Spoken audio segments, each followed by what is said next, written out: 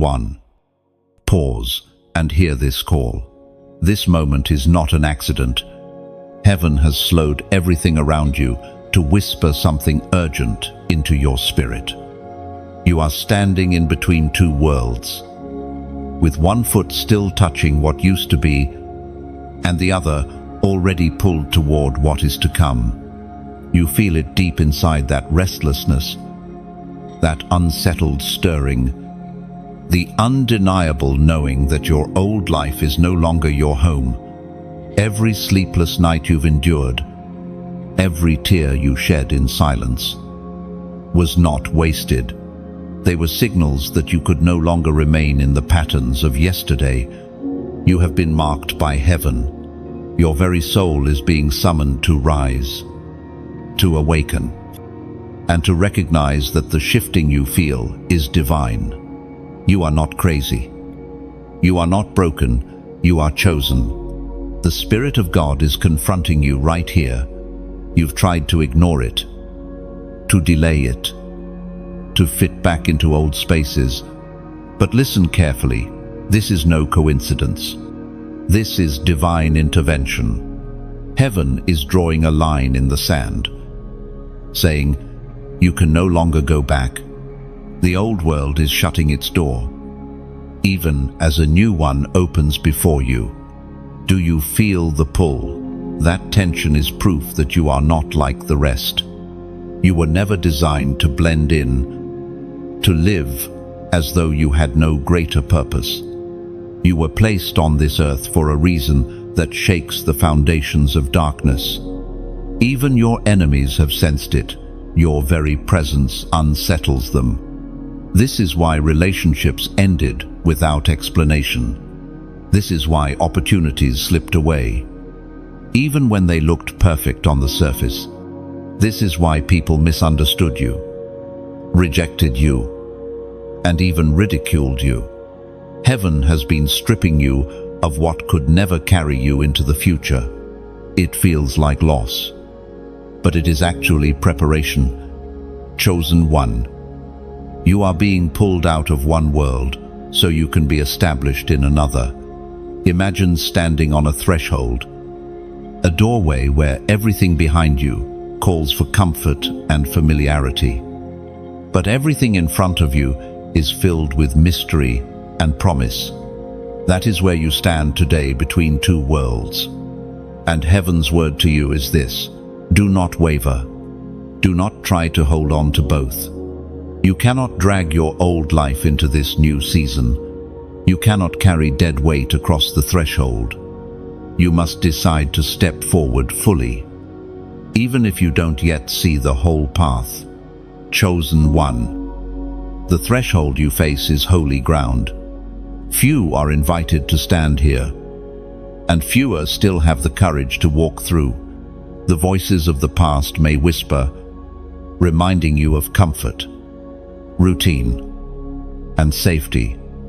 But those voices are chains, not wings. Your spirit knows that what waits ahead is greater, richer, and eternal. Heaven is daring you to believe that nothing left behind compares to what lies ahead. And here is the truth. Stepping forward means surrender. You cannot carry the same fears, the same grudges, the same secret compromises. This new world requires a lighter heart and a sharper vision. The narrow road is not walked with baggage. Every step you take toward God's destiny strips away what cannot remain. You are being refined, chosen to walk unburdened, chosen to step into an inheritance so radiant that no shadow can follow you through. Listen to the echo of ancient wisdom. The prophet Elijah spoke as recorded in the first book of Kings, chapter 18, verse 21. How long will you waver between two opinions? If the Lord is God, follow him. But if Baal is God, follow him. God's chosen one. This is not a gentle suggestion, it is a divine summons. Heaven is waiting for your yes. The old life has already begun to wither. That is why you no longer find satisfaction in the same things. That is why what once entertained you now feels empty.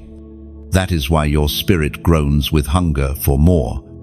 You are awakening to the reality that you are a citizen of another kingdom, and the call of that kingdom is relentless. The more you resist, the louder it becomes. The more you try to silence it, the more it presses against your soul. You cannot escape it, for it is written on your very being, chosen one. This is where the urgency lies. You cannot afford to remain lukewarm. You cannot live in both worlds. Mercy has extended its hand to you, but delay will close doors that may never open again. Step boldly. Step with courage. Step knowing that heaven is behind you, that angels are assigned to you, and that the Spirit of God is strengthening you. You are not alone in this crossing. You are not left to figure it out in your own power. You are backed by the authority of the one who chose you before you were formed in the womb. This message is your confirmation. Heaven has paused this moment for you to hear it. Do not ignore it. Do not brush it aside. The very fact that your heart is beating faster, that your spirit is trembling, is proof that this word belongs to you. And now, chosen one, I call you to act. Do not just listen, respond. If you know this word is yours, if you sense heaven calling you out of the old and into the new, then declare it publicly. Type 999 in the comments as a prophetic act, a signal that you are stepping out of the old cycle and into the new life God has prepared for you. And before you leave, subscribe to this channel right now so you never miss another word that heaven sends directly to you. This is more than a message, it is your lifeline, your reminder that you are not walking this journey alone. Like this video, share it with another soul who needs to awaken, and together let us rise as the chosen generation, set apart for such a time as this. The old world is fading, and a new one is calling your name. Step through. Chosen one. The door is open. Chosen one. The ground beneath your feet has been trembling, and you have wondered why everything that once felt secure is suddenly falling apart. It feels as though the foundation of your life has been shaken, as if nothing is steady anymore. But listen, what you call destruction, heaven calls preparation. What feels like loss is actually the clearing away of fragile structures that could never carry the weight of your destiny. Every relationship that collapsed, every opportunity that slipped through your hands, every place that once embraced you but now rejects you. It is not coincidence. The shaking is intentional. The Spirit of God has ordered a removal of everything unstable, everything temporary, everything that would have crumbled beneath the glory He is about to reveal in you. You may not understand it now, but this is heaven's mercy at work. Do you remember the times when you prayed for more? You asked for God to enlarge your life, to use you in mighty ways, to reveal His purpose. What you did not realize is that before expansion, there must be demolition. Before God can build His vision, He must remove the counterfeit one. And that is why your life has felt like a storm. You are not cursed. You are being cleared. Beloved, chosen one. You must understand, the old structures of your life were not designed to withstand the weight of your calling. They might have worked for yesterday, but they cannot survive tomorrow. If you cling to them, they will collapse and crush you. So, heaven shakes them loose. even when you are not ready to let them go. That is love in its fiercest form. This is why the world around you no longer feels the same. Foods you once craved no longer satisfy. Places you once loved now feel empty. Friendships that once gave you comfort now seem shallow. It is not because you are broken, it is because you are evolving. Heaven is stripping away the illusions so that you can awaken to reality. The ancient words recorded in the book of Hebrews, chapter 12, verse 26. At that time his voice shook the earth. But now he has promised, once more, I will shake not only the earth, but the heavens. O one, this shaking is not random, it is prophetic. It is the fulfillment of a divine promise.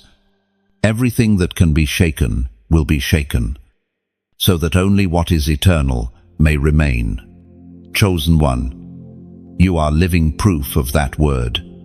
You have felt the tremors. You have watched what you thought was permanent suddenly vanish.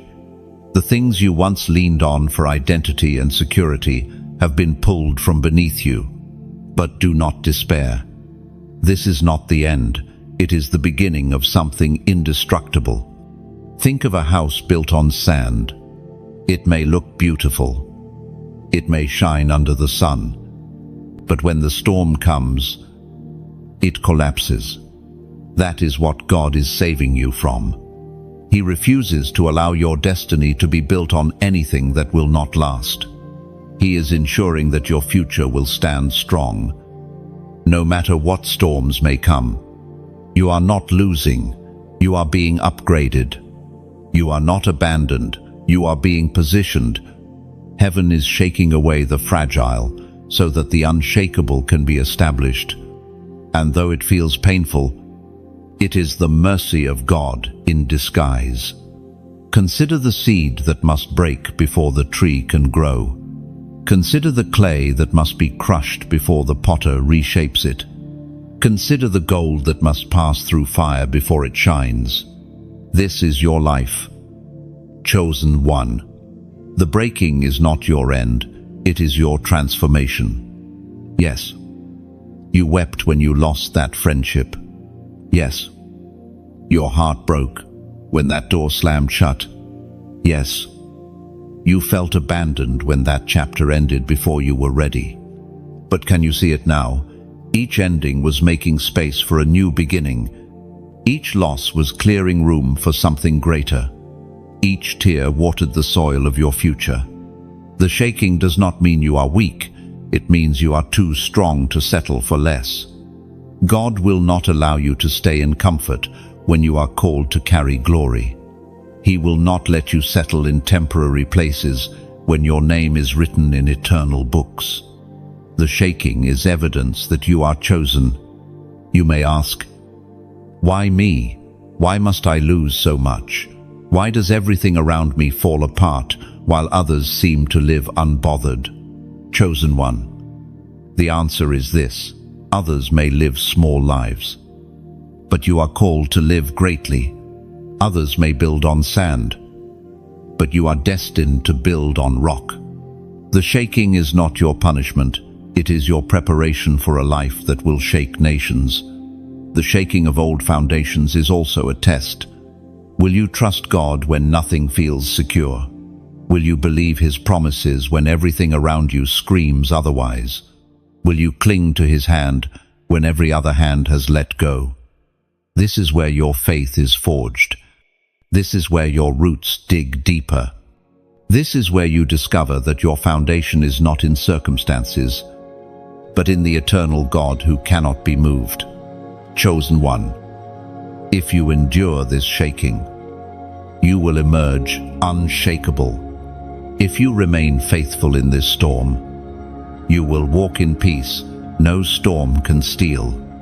If you let go of what heaven is stripping away, your hands will be free to grasp what heaven is giving you. So do not fear the collapse of the old. Celebrate it. Thank God for it. Rejoice that he loves you enough to dismantle what would have destroyed you. For the shaking is not against you, it is for you. Stand firm. Chosen one. Lift your eyes. Let the trembling remind you that God is building something new beneath your feet. And when it is complete, no power of hell, no scheme of man, no storm of life will ever be able to bring it down. Chosen one. Have you ever noticed how even in a crowded room, you cannot hide who you are? Even when you try to blend in, there is something about you that sets you apart. You walk into a space and the atmosphere shifts. People cannot always explain it, but they sense it. Sometimes they are drawn to it, and sometimes they are threatened by it. That is the invisible mark you carry, the unmistakable sign that heaven has claimed you as its own. This mark is not written on your skin, yet it radiates from your very being. It is not given by men, so it cannot be taken by them. It is the seal of heaven upon your life. You may not see it in the mirror, but the spiritual world recognizes it instantly. Angels move when you arrive, and demons tremble when you speak. You may feel ordinary, but in the realm of the Spirit, you are extraordinary. Beloved, this is why you have never truly fit in. You tried to join the crowd, to laugh at what they laughed at, to celebrate what they celebrated. Yet, deep inside, you always felt out of place. That is because you are not called to be common. You are chosen to be set apart. You carry light that makes darkness nervous. You carry truth that exposes lies. You carry destiny that cannot be diluted by imitation. Do you realize that even your silence carries weight? The conversations shift when you walk in. The atmosphere thickens when you pray. People who have never opened up to anyone suddenly pour out their hearts in your presence. Because your spirit carries the fragrance of heaven, you are a carrier of divine presence. Even if you don't always recognize it, this invisible mark explains your battles as well. It is why jealousy follows you. Even when you have done nothing wrong, it is why you have been misunderstood, ridiculed, or left out. The enemy has always seen your mark. Even before you did, he recognized your destiny early and tried to crush it through rejection, betrayal, and isolation. But what he meant for harm, God has used as training. You may ask yourself, why me? Why can't I just be normal? But chosen one, you were never meant to be normal. You were meant to be extraordinary, to live beyond the ordinary patterns of life. That inner tension you feel is not a flaw. It is evidence that heaven has written eternity on your heart. As the prophet wrote in the scroll of Habakkuk, Chapter 2, verse 3, for the revelation awaits an appointed time. It speaks of the end and will not prove false. Though it lingers, wait for it. It will certainly come and will not delay. Your life itself is that revelation, marked, sealed, and destined for its appointed moment. You carry a revelation that others cannot yet see. Your invisible mark is the promise of God etched upon you, awaiting its appointed time. And though it feels like delay, it is not denial. The appointed moment is drawing closer with every step you take. That is why you feel the tension, why the warfare intensifies, why the pressure grows heavier. Heaven is announcing you in the unseen realm. So, chosen one, stop doubting your uniqueness. Stop apologizing for your difference. Stop shrinking back just to make others comfortable. You are not called to fit their mold. You are called to break it. The invisible mark on you is not a burden, it is a crown. And crowns are not worn in hiding. There will always be people who do not understand the weight you carry. They will judge without knowing, criticize without understanding, and dismiss without discernment. But their blindness does not erase your mark, even in their denial. Your difference shines. You cannot be unmarked. Do you remember how David was overlooked by his own family? They saw only a shepherd boy, but heaven saw a king. His mark was invisible to them, yet undeniable in the spirit. And when the appointed time came, the oil flowed. So it is with you. Chosen one, your oil is reserved. Your anointing is secure. Your mark cannot be ignored when the time of unveiling arrives. This is why the seasons of hiding have been necessary. The invisible mark needed to mature in silence before it could manifest in public. God has kept you tucked away, misunderstood and unseen, not because he rejected you, but because he was protecting you. The time of unveiling is near, and once it comes, no power on earth can stop it. Until then, wear your mark boldly. Walk with confidence, knowing that you are chosen, set apart, and sealed for destiny. You do not need the validation of men when you already carry the seal of heaven. You do not need to beg for belonging when you already belong to eternity. Chosen one.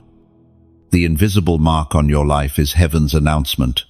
You are different because you are destined. Do not fight it. Do not hide it. Embrace it. For it is the greatest evidence of your calling. Now, I want you to do something small but prophetic. Type this simple declaration in the comments. I am marked. Just 3 words, but heavy with power. By writing it, you are agreeing with heaven, refusing to deny who you are, and declaring openly what the unseen world already knows. Say it boldly. Chosen one. Write it without shame. For when you affirm your mark, you step deeper into the reality of your calling. Your invisible difference becomes your visible strength. And remember, though, you carry this mark in silence today. It is preparing you for a day when the whole world will see the evidence of heaven resting upon you. Walk in that truth. Stand in that strength.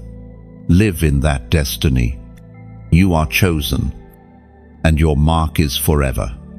Chosen one. You have walked through battles no one else could see, smiling on the outside, but trembling on the inside, showing strength in public, but collapsing in silence when no one was watching. You have carried wars within your heart that words could never capture, and sometimes you wondered if anyone would ever truly understand. Yet those hidden battles were not meaningless. They were the very evidence that heaven trusted you with weight others could not bear. The world looked at you and assumed you were fine. They saw your endurance and mistook it for ease. They heard your laughter and thought it was joy, not knowing it was sometimes a shield to protect your heart. They saw your resilience, but never knew the tears you wiped away before walking out the door. But heaven saw. Heaven recorded every sleepless night, every whispered prayer, every silent cry that soaked your pillow. Beloved, the reason your battles have been invisible to others is because they were not meant for others. They were custom-made to shape you into who you are becoming. You have been fighting in silence because your training was spiritual, not visible. And what is born in silence will speak loudly when its time comes. Understand this. If people had truly seen the depth of your struggle, they might have tried to rescue you prematurely. They might have pitied you, tried to carry you, or urged you to escape the fire. But heaven needed you to face it, not flee from it. These silent battles were not designed to destroy you. They were designed to reveal the strength that only emerges under pressure. The Word of God declares in the book of Psalms, chapter 34, verse 18, "The Lord is close to the broken-hearted and saves those who are crushed in spirit." That is why you survived what others did not. Even when you felt crushed, you were never abandoned. Even when you felt broken, the nearness of God held you together. Chosen one, do you remember the nights when you whispered, "I can't take this anymore"? Do you remember the mornings when you wondered how you would face another day? Those moments were not proof of weakness, they were proof of endurance. For every time you felt like breaking, yet kept walking, heaven counted it as victory. You fought battles in silence, but heaven celebrated loudly. Your silent battles have been misunderstood by others. Some thought you were distant, when in reality you were fighting to stay alive. Some assumed you were cold, when in reality you were protecting a fragile heart. Some judged you for withdrawing, not knowing you were retreating into the secret place to survive. And while they misunderstood, heaven understood. While they overlooked, heaven recorded. Do not despise those invisible battles, for they are your testimony. They have forged resilience, empathy, and wisdom inside you. They have birthed in you a compassion that cannot be taught in books. They have created in you a strength that no training program can offer. Your battles have become your foundation. Your scars have become your armor, and your pain has become your prophecy. And hear this, you will not always fight in silence. The very struggles that you carried privately will one day be the reason others find healing. You will speak and people will listen, not because you studied theories, but because you survived realities. Your story will not be wasted, it will be weaponized for glory. Think of Joseph, who was thrown into a pit and left for dead. His brothers never saw the tears he cried in that darkness. They never heard the prayers he whispered in prison. But those hidden battles prepared him to save nations. Think of Hannah, who wept silently in the temple while others misunderstood her pain. Her silent battle gave birth to a prophet who changed history. So it is with you. Every hidden war you fought has been equipping you for visible impact. Every silent battle has been building unseen muscles in your spirit. Every tear has watered the soil for a harvest of influence. The pain that you carried privately will become the power you release publicly. But for now, take comfort in knowing that your Father saw it all. Not a single sigh escaped his notice. Not a single tear went uncollected. He has bottled them, written them, and will redeem them. Your private pain is precious to him, and your endurance has not gone unrewarded. Chosen one. This is why you must never compare your journey to another's. They may not have fought the wars you fought. They may not have carried the burdens you carried. They may not have faced the silent giants you faced. Your story is unique because your calling is unique. And while others may never understand the depths of your struggle, they will one day see the fruits of your perseverance. So hold your head high.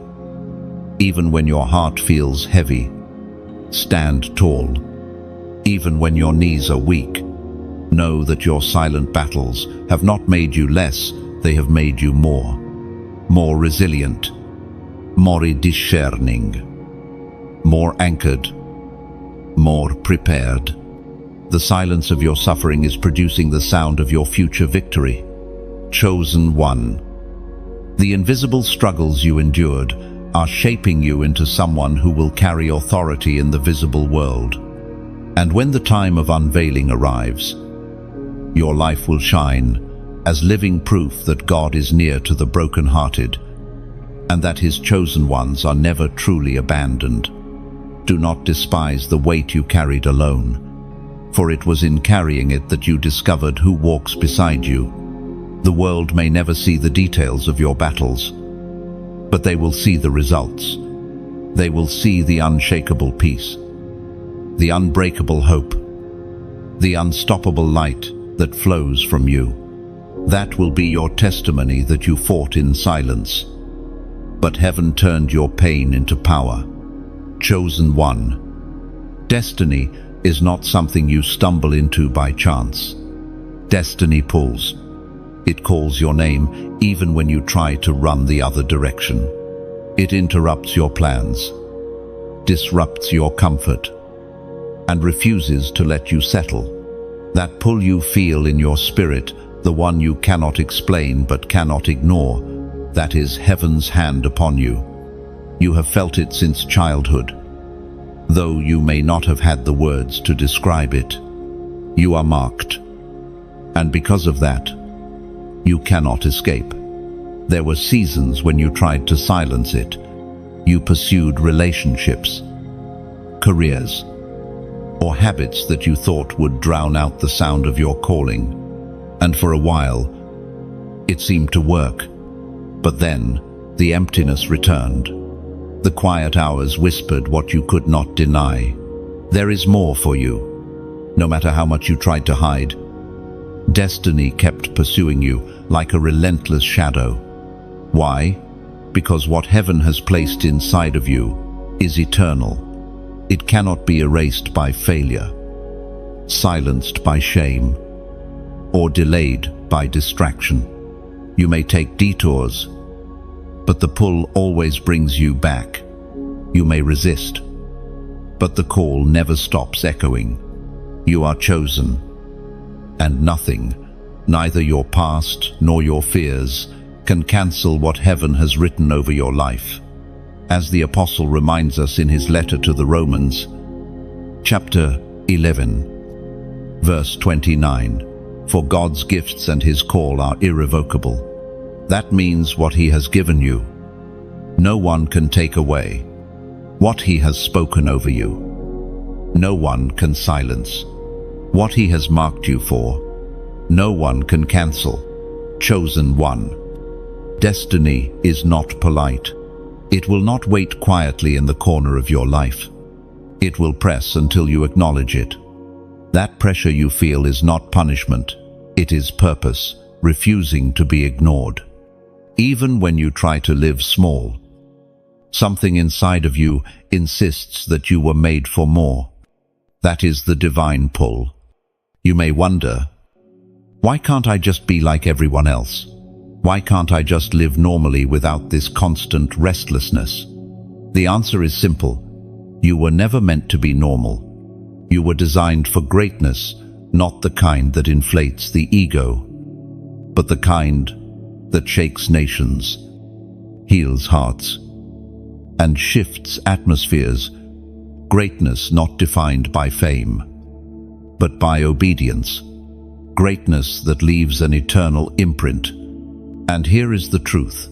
The more you resist destiny, the heavier the pull becomes.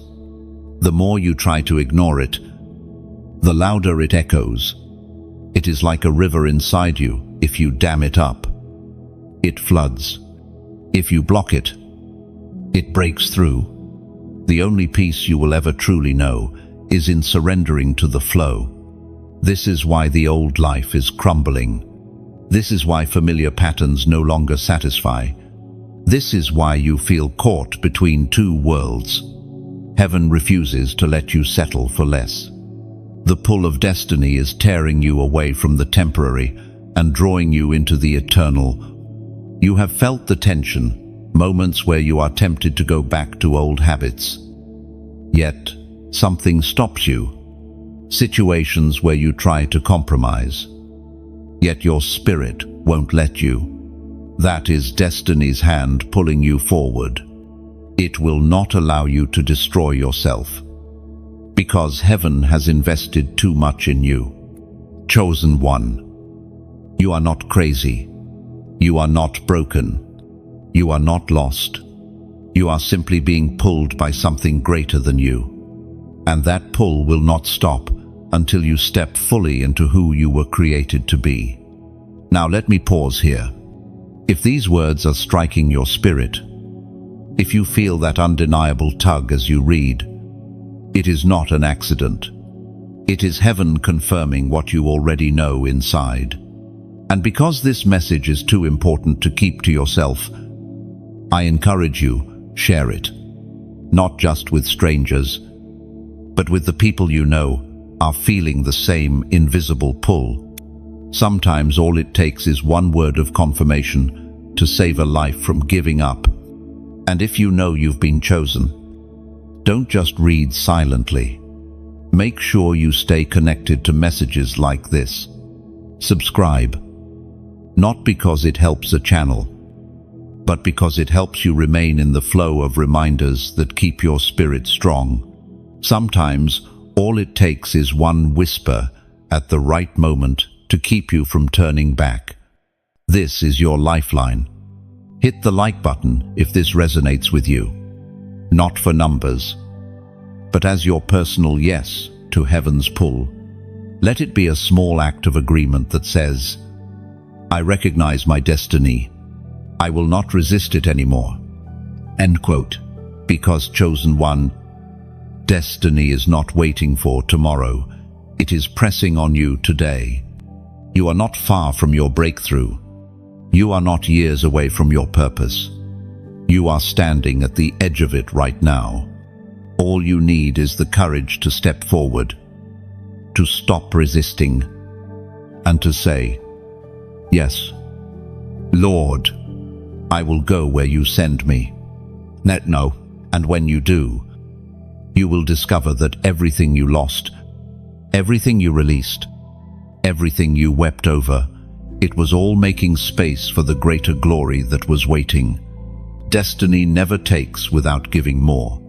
It never strips without clothing. It never pulls without planting you firmly where you belong. So let go of the fear. Let go of the hesitation. Lean into the pull. Heaven is calling your name. And this time, do not run. This time, surrender. For your destiny is not a dream, it is an appointed reality. And it is closer than you think. Chosen one. The reason the old world keeps spitting you out is because it can no longer contain what is inside you. The circles that once embraced you now feel foreign. The habits that once entertained you now leave you empty. The environments where you once belonged now push you out. It is not rejection, it is redirection. Heaven is making it impossible for you to stay where you are not meant to remain. Do not misinterpret this. You are not being punished. You are not being cast aside. What is happening to you is what happens to every chosen vessel. The old life loses its grip. You cannot be caged by what is beneath you when you are destined to soar above it. That is why doors close, friendships fade, and opportunities disappear. God is making room for your new identity to fully emerge. At times you've asked, why does nothing fit anymore? Why do I feel restless, unsettled, unable to enjoy what others seem to enjoy? It is because your spirit has outgrown your environment. You are wearing a skin that no longer belongs to you. The world cannot hold you because you were never meant to be held by it. The Spirit spoke through the prophet Jeremiah, chapter 1, verse 5. Before I formed you in the womb, I knew you. Before you were born, I set you apart. I appointed you as a prophet to the nations. Do you see it? You were set apart before you took your first breath. That is why the world rejects you. It cannot contain what was birthed from eternity. Chosen one. Think of the eagle. While other birds are content to perch in trees or hop along the ground, the eagle is restless until it takes flight. It does not belong to the cage. Its wings were designed for heights. So it is with you. The cages of this world cannot contain the wings heaven has given you. This explains why your friendships shifted. People who once celebrated you now avoid you. It is not that you changed for the worse, it is that your light exposed their darkness. Your growth reminded them of their stagnation. Your obedience challenged their compromise. And rather than rise with you, they chose to leave. Do not chase them. Let them go. You are not meant to shrink just to make others comfortable. Even your old habits rebel against you now. Things that once satisfied now taste bitter. Places that once excited you now drain you. The entertainment that once distracted you now feels shallow. This is not depression, it is deliverance. Heaven is detoxing your spirit from the world so you can hunger for the things of God. Do you understand? Chosen one, the world cannot hold you because you carry a seed of eternity inside. That seed refuses to let you settle in temporary soil. It refuses to let you root yourself in shallow ground. It keeps pushing you toward higher places, greater depth, and eternal purpose. You may feel isolated, but isolation is an announcement that you no longer belong to the crowd. You are being set apart for something uncommon. It is uncomfortable. Yes, but it is holy. Even Jesus was rejected by his own. He walked among them, healed their sick, spoke truth with authority, and still they could not hold him. Why? Because what was inside him could not be confined by their smallness. He was destined for the cross, destined for resurrection, destined for glory. And so are you. So do not fear the rejection of the world. It is evidence that you are chosen. Do not mourn the friendships that fade. They are proof that you are moving. Do not regret the doors that shut. They are signs that God is directing you. Chosen one. There is a day coming when you will look back on this season and realize it was the best thing that could have happened to you. You will see that being pushed out was really being pulled up. You will see that every no from man was actually a yes from heaven. But right now, you must endure the discomfort of transition. You must embrace the stretching of your wings. You must accept that you cannot return to what once was. The old life is leaving for good. And though it hurts, it is the proof that you are stepping into your calling. Lift your head. Chosen one. The world cannot hold you. Because heaven has claimed you, do not look back. Do not long for what is gone. Fix your eyes on what is ahead. For the best is yet to come. And now, if this word resonates in your spirit, I want you to make a prophetic declaration. In the comments, type the number 444. This is not just a number, it is a symbol. 4 is the number of foundation, stability, and divine order. By writing it, you are declaring, my life is being reordered. My old foundations are gone. I am stepping into divine stability.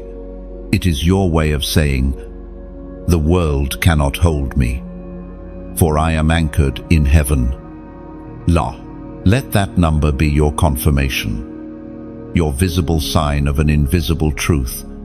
You are chosen. You are set apart, and you are unstoppable. Chosen one. The loneliness you feel is not an accident. It is not a punishment, nor is it evidence that you are unloved. Your isolation is a divine strategy. Heaven has placed you in this season of separation because there are things God can only birth in silence, away from the noise of the crowd. Though you may feel forgotten by people, you are hidden by God.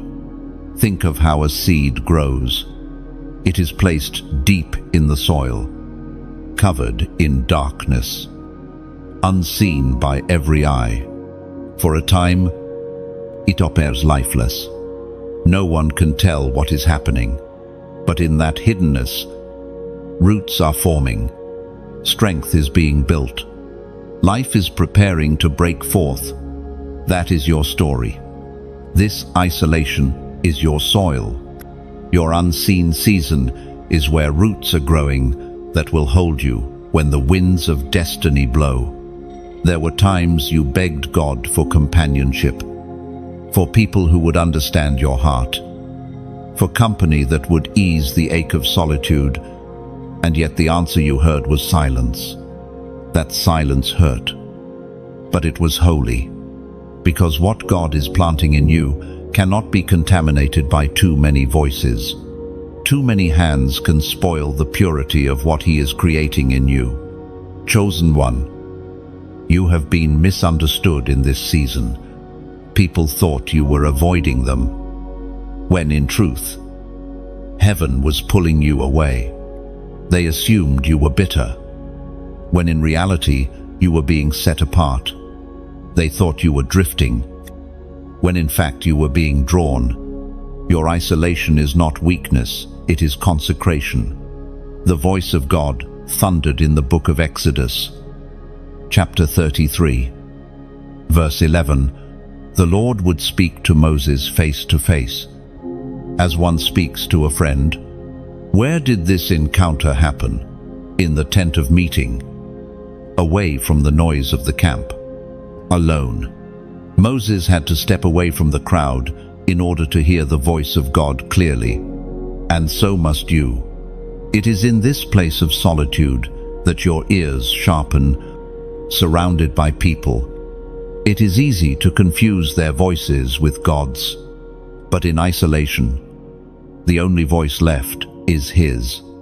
This is why you are here, to learn His tone, to recognize His whisper, to receive His secrets. Chosen one, you may feel hidden, but remember this: hidden is not the same as forgotten. Hidden is not abandoned.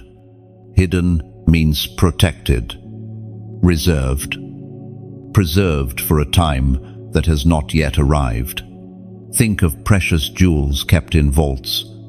Think of rare treasures locked away until their appointed day of unveiling. That is what your life is in this season. Consider David, anointed as king, but sent back to the fields. He was hidden, tending sheep in solitude, long before he sat on the throne. Consider Joseph, forgotten in prison, hidden away, while God prepared him for the palace. Consider Elijah, fed by ravens in the wilderness, sustained in secret before confronting kings. Their isolation was their preparation, and so is yours. It is in solitude that the flesh dies and the spirit awakens.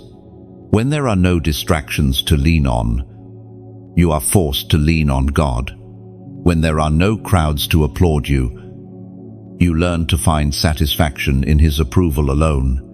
When no one is there to affirm you, you discover the unshakable confidence of being known fully by your Creator. This is not easy. The nights feel longer.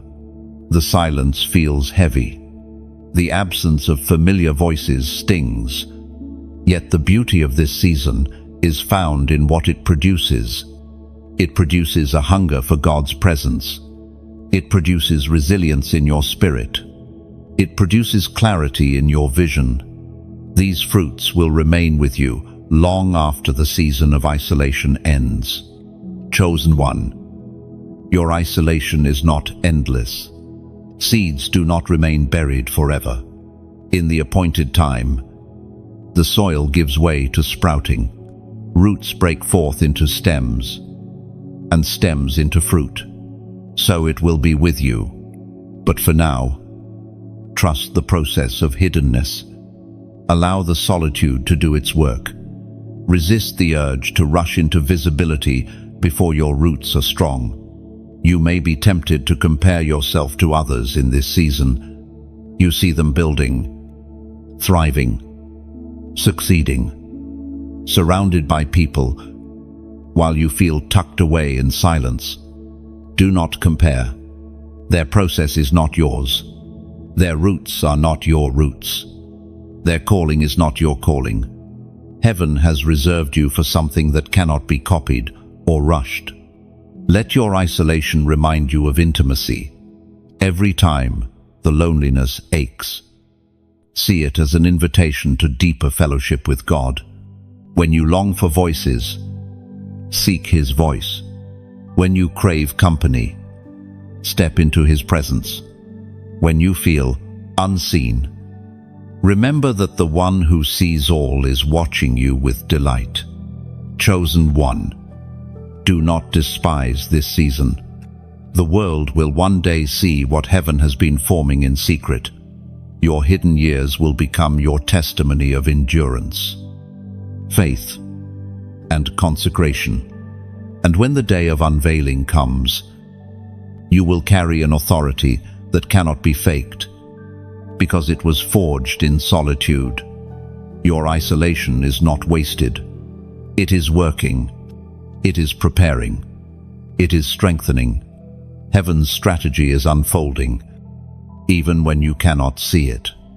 Hold on. Chosen one. The tent of meeting is your classroom. The wilderness is your training ground. The soil of hiddenness is your birthing place.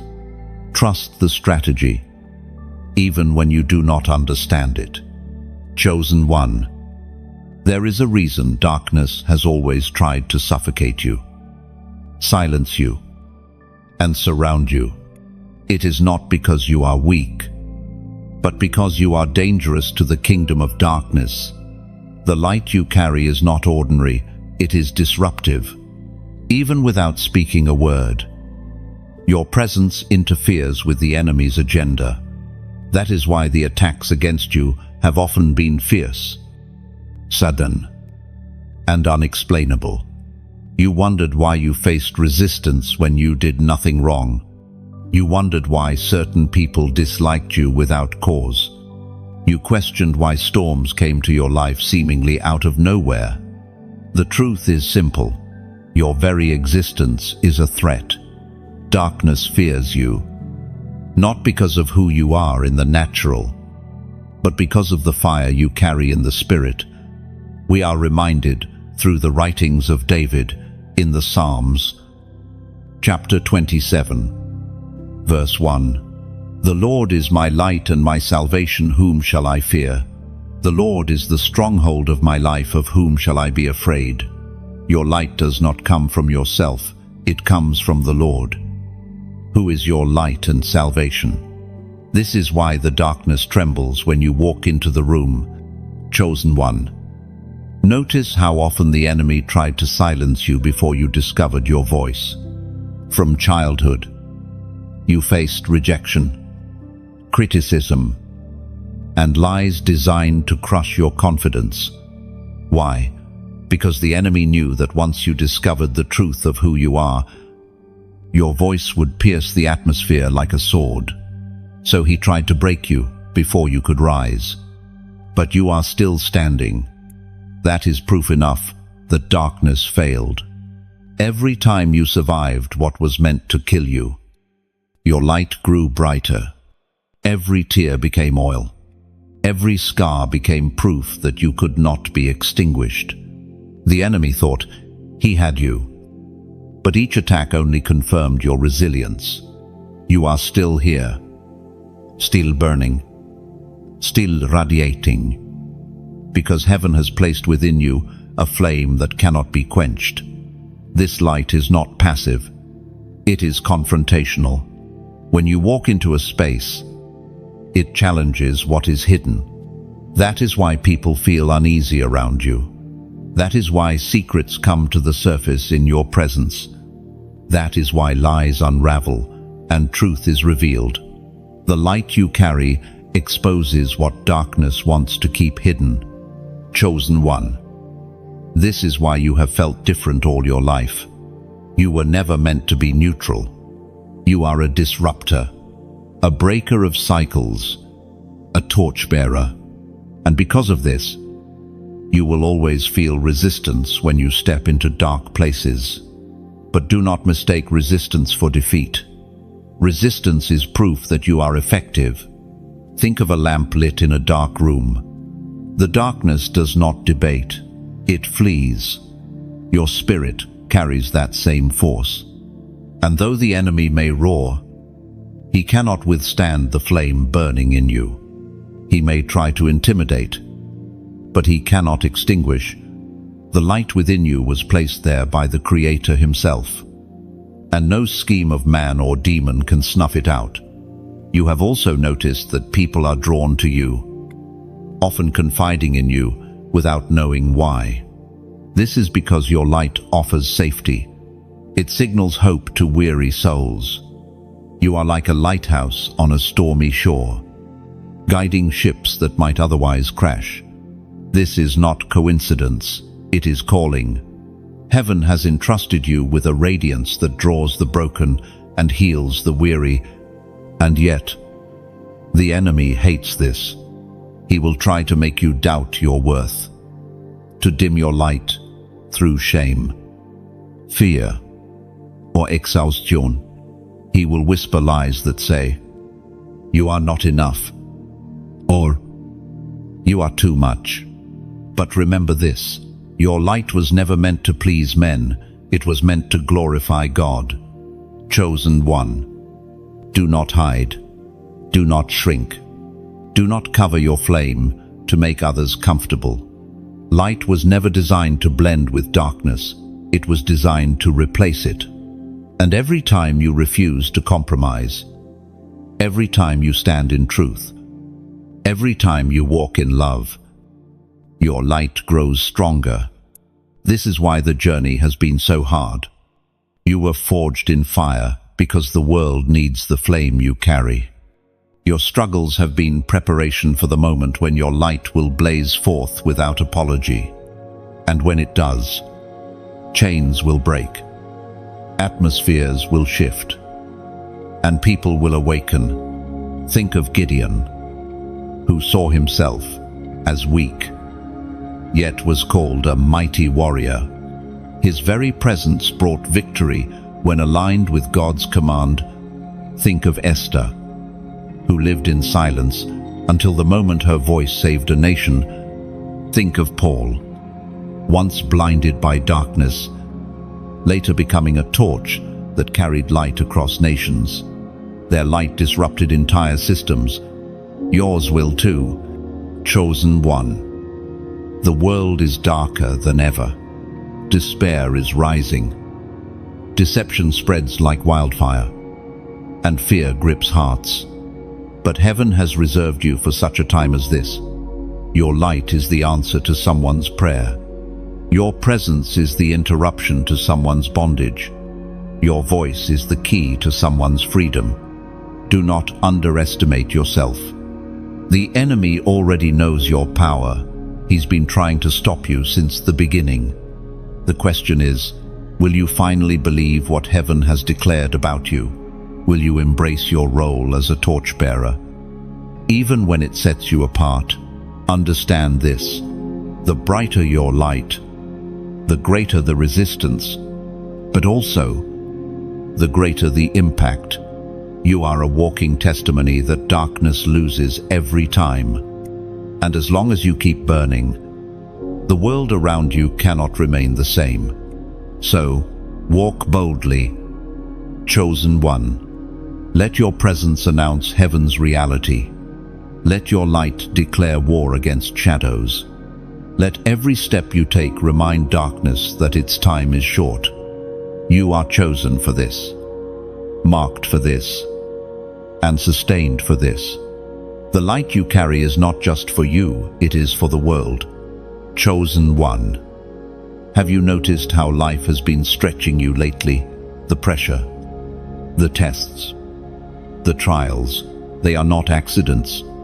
They are assignments. You are being stretched, not because you are weak, but because heaven is enlarging your capacity. What you carried before was enough for the past, but it will not sustain you in the future. To hold the weight of what is coming, you must be expanded. Stretching is uncomfortable. It pulls you beyond what you thought you could handle. It demands more patience, more faith, more resilience. You wake up each morning feeling like you are at your limit, and yet somehow you endure. This is not punishment, it is preparation. The stretching is proof that God trusts you to carry more, as was spoken in the sacred texts of old. In the book of Isaiah, chapter 54, verse 2, enlarge the place of your tent. Stretch your curtains wide. Do not hold back. Lengthen your cords. Strengthen your stakes. Do you see it? The stretching is an instruction to expand, not retreat. It is an invitation to step into a larger capacity. Chosen one. You prayed for greater influence, greater strength, greater impact. But greater always requires stretching.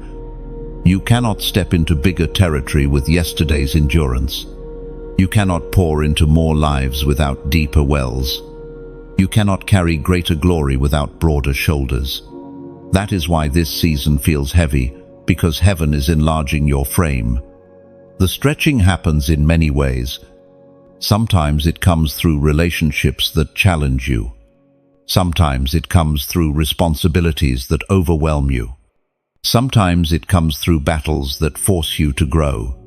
Each time, you feel like breaking, but you don't. And in surviving, you discover a strength you didn't know you had. Think of the olive, crushed before oil flows. Think of the wine press, pressing grapes until new wine emerges. Think of a bowstring, pulled back until the arrow can fly. The stretching is not to destroy you, it is to release what is hidden inside you. Without stretching, there is no release.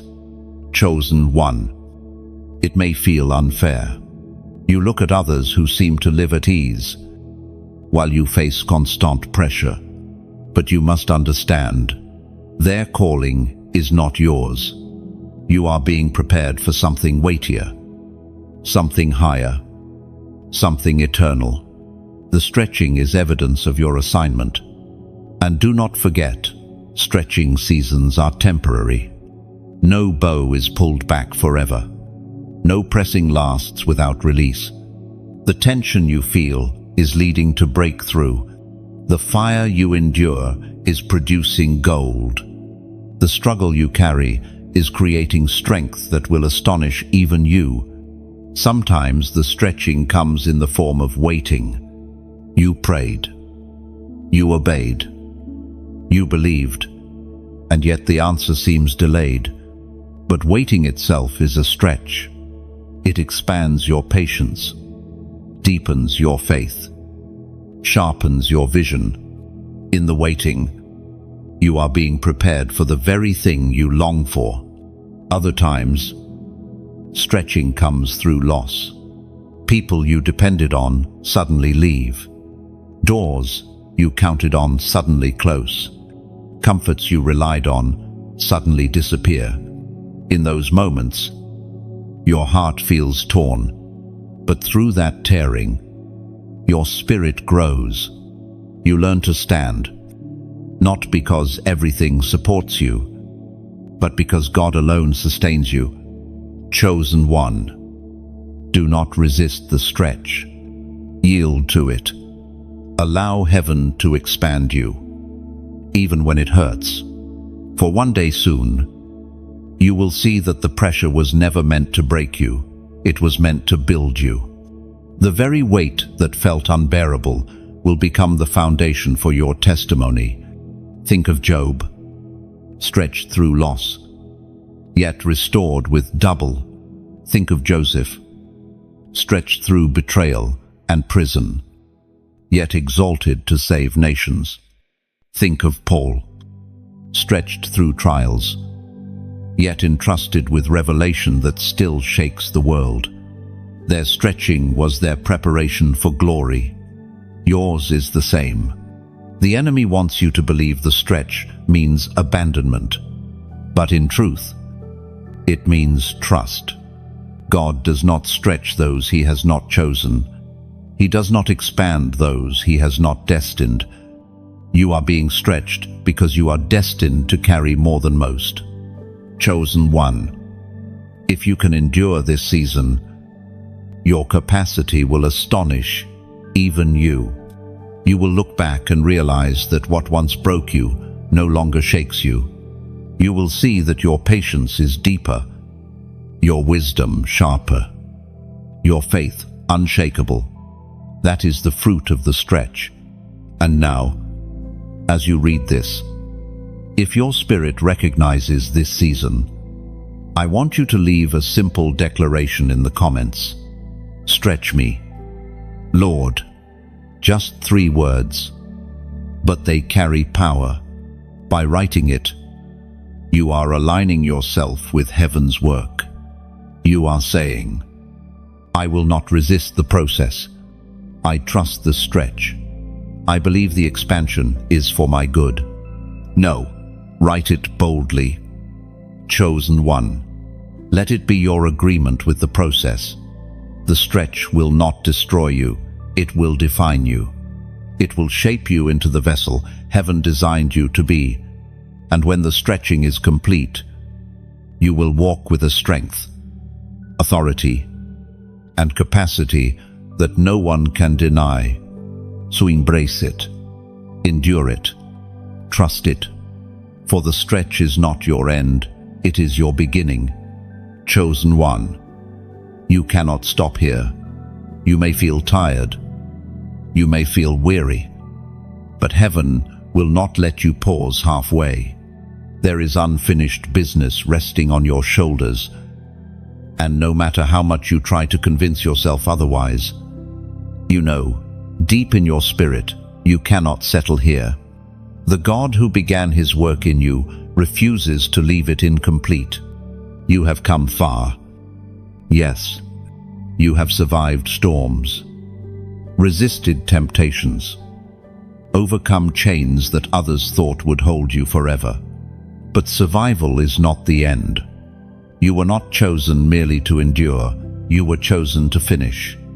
Heaven's plan for your life stretches further than your current progress, and its urgency is pressing you forward even now. Chosen one.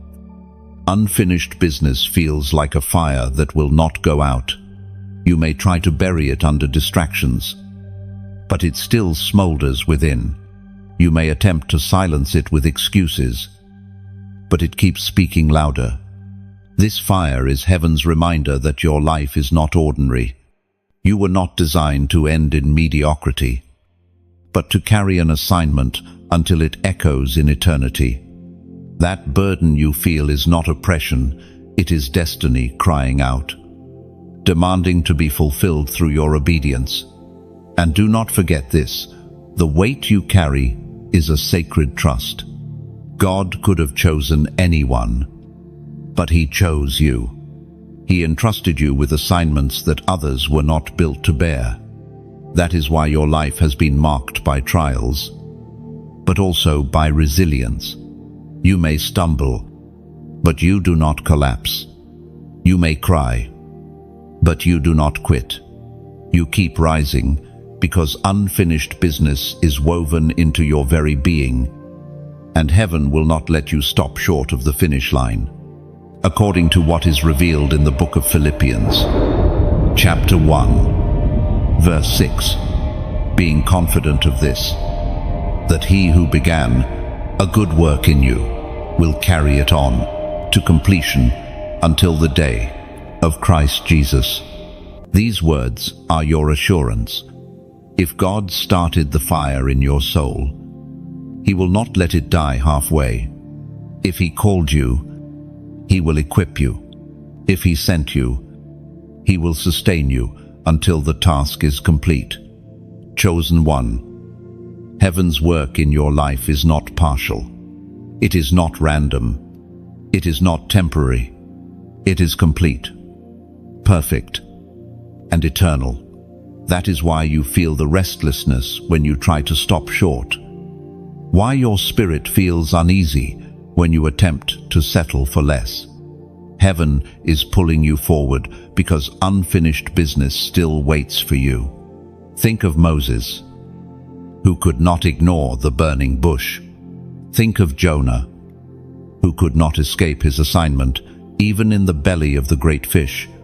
Think of Paul, who pressed on through prisons and shipwrecks because the gospel was not yet finished in him. Their journeys teach us this truth. When heaven assigns, heaven insists. You cannot run from what is written on your soul. This is why certain doors closed when you tried to pause. It is why comfort zones suddenly became cages. It is why relationships that encouraged compromise fell apart.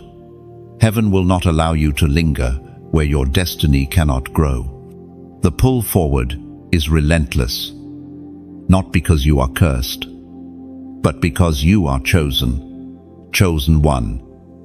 I know you've thought about giving up. You've wondered if maybe you misheard God, if maybe the dream in your heart was only imagination. But if it were just imagination, it would have died long ago. The fact that it still burns inside you, even after setbacks and disappointments, proves it is divine. God Himself placed it there, and He will see it through. The unfinished business of heaven is not small. It is not casual. It is tied to souls, to nations, to generations yet unborn. Your obedience carries ripples beyond what you can see. Every step you take, every act of faith, every refusal to quit, it all becomes part of heaven's unfolding story. Do not underestimate your role. Yes, the road is costly. The sacrifices feel heavy. The nights are long. But the crown waiting at the end outweighs every cost. The joy of completion will eclipse the pain of endurance. And one day, when you stand before the one who called you, you will hear the words that make it all worthwhile. Well done, good and faithful servant. Until then, chosen one, press forward. Do not look back. Do not compare your pace to another's. Do not despise the delay. Every step you take is progress, even when it feels slow. Every breath you draw in faith is movement toward completion. Heaven counts it all. Let this moment be your reminder. You are not abandoned on this journey. The same God who called you is walking with you. His Spirit strengthens you. His hand steadies you. His promises guide you. You are not running alone. You are running with heaven's host, cheering you onward. And now, I must speak to your heart directly. If this message resonates with your spirit, if you feel heaven tugging on you, not to give up here, then act on it. Do not just listen and walk away, respond. Hit the like button as your declaration that you will not stop. Share this word with someone else who is tempted to quit. They need the reminder as much as you. And subscribe, not for numbers, but so your spirit remains connected to a flow of truth that will keep you pressing forward. Because chosen one, unfinished business will not let you go. It will not release you until the assignment is fulfilled. And when you finally reach the finish line, when you finally see the fruit of every hidden battle, you will know that it was worth every tear, every sacrifice, every step. So rise again. Strengthen your knees. Fix your eyes on the horizon. The business of heaven still rests in your hands, and the God of heaven is walking beside you. You are closer than you think. You are stronger than you feel, and you are destined to finish. Do not stop here. Press forward. Chosen one. Every crown comes with a cost. Glory is never free. To walk in the authority heaven has designed for you, you must release what cannot travel with you into the next season. The crown you are destined to wear demands a surrender that feels heavy, but it is holy. The battles you have faced were not just attacks from the enemy, they were tests of what you are willing to let go. Every relationship that ended, every comfort that dissolved, every attachment that broke apart each one was heaven's way of asking, will you still follow when it costs you something? You have already discovered that the higher you go, the lonelier the path becomes. Friends who once walked with you cannot climb with you. Habits that once satisfied you now choke your spirit. Patterns that once kept you comfortable now feel like chains. The price of your crown is separation. The greater the crown, the greater the refining fire. Heaven is not trying to destroy you, it is purifying you. Each surrender removes what could corrode your future. Every yes to God is a no to distractions that would have delayed you. The crown requires your whole heart, not fragments still tied to yesterday's comfort. Some costs feel invisible to others, but heaven records each one. People may never know the nights you chose prayer over sleep, the times you walked away from compromise, the moments you sacrificed dreams for obedience. These are not wasted choices, they are the unseen currency with which crowns are purchased. Chosen one. The crown also demands endurance. There will be seasons when it feels like nothing is happening, when the cost feels endless. Yet it is in those very seasons that your roots deepen, your faith strengthens, and your resolve matures. The waiting is not wasted. It forges the strength required to carry authority well. And remember this, crowns are not for display, but for service. The price you pay is not so you can shine above others, but so you can carry glory without collapsing.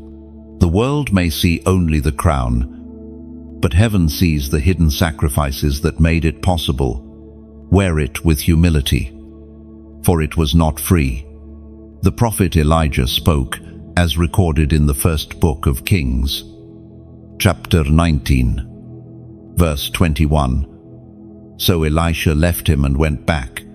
He took his yoke of oxen and slaughtered them. He burned the plowing equipment to cook the meat and gave it to the people, and they ate. Then he set out to follow Elijah and became his servant. Do you see it? Chosen one. Elisha's crown required him to burn his past. He could not carry his old life into his new call. So it must be with you. There are yokes you must slaughter, plows you must burn, ties you must cut, not because they were evil, but because they cannot hold the weight of your future. Every chosen vessel must face this holy exchange, giving up the temporary for the eternal, the familiar for the divine, the ordinary for the extraordinary. This cost is not easy. Sometimes it feels like ripping away pieces of your own heart. Sometimes you wonder why the sacrifice must be so great. But beloved, remember this, the crown is greater than the cost. The glory ahead outweighs the grief behind. What you release in tears will return in power. Think of Abraham, commanded to leave his homeland without knowing his destination. Think of Ruth, leaving her people to follow Naomi into an unknown land. Think of the disciples, laying down their nets to follow Jesus. Each one paid a price. Each one carried loss. But each one inherited a crown. Chosen one. Heaven is asking you the same question now. Will you let go of what cannot stay? Will you release what weighs you down? even if it hurts. For the truth is this: if you hold on, it will eventually break you. But if you release it, it will free you. The cost of the crown also includes the crushing of your pride. You cannot walk into your destiny carrying ego, arrogance, or the need for approval. Crowns sit only on surrendered heads. That is why heaven has humbled you, broken your reliance on men's applause, and stripped away false identities. It is painful, yes, but it is also purifying. You may look at your life and see only what you have lost, but heaven looks at your life and sees what you have gained: purity, endurance, resilience, humility, faith. These are the jewels of your crown, forged through cost. Chosen one. There is another side to this cost. It is not just about letting go, it is about becoming trustworthy. God does not place crowns on untested heads. He will not entrust authority to those who refuse sacrifice. That is why you have endured so much. Every trial has been heaven's way of proving your faithfulness. Every loss has been heaven's way of preparing your shoulders for the weight of glory. This is why others may seem to rise quickly while your journey feels delayed. Their path may be easier, but their crown is lighter. Yours carries more weight, and therefore demands more cost. Do not compare. Do not envy. You are paying for a crown that will outlast time itself. So when the tears fall, remember, they are watering your crown. When the pain burns, remember, it is shaping your crown. When the loneliness cuts deep, remember, it is protecting your crown. Nothing is wasted. Every sacrifice is building something eternal. And one day, you will stand in the place heaven has prepared, wearing the very crown that cost you so much.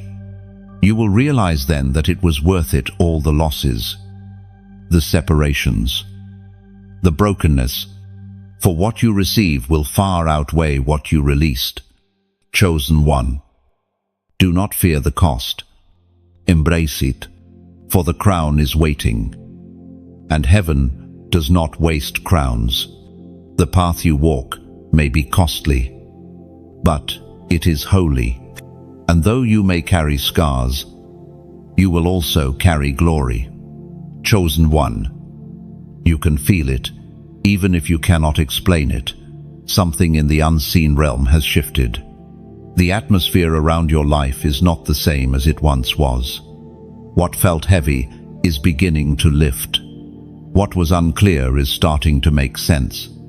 What seemed impossible now whispers possibility. This is not imagination. This is a prophetic shift, a holy transition ordained for you. It is like walking through a doorway. Behind you, the echoes of the old life still call your name. But in front of you, a new horizon waits.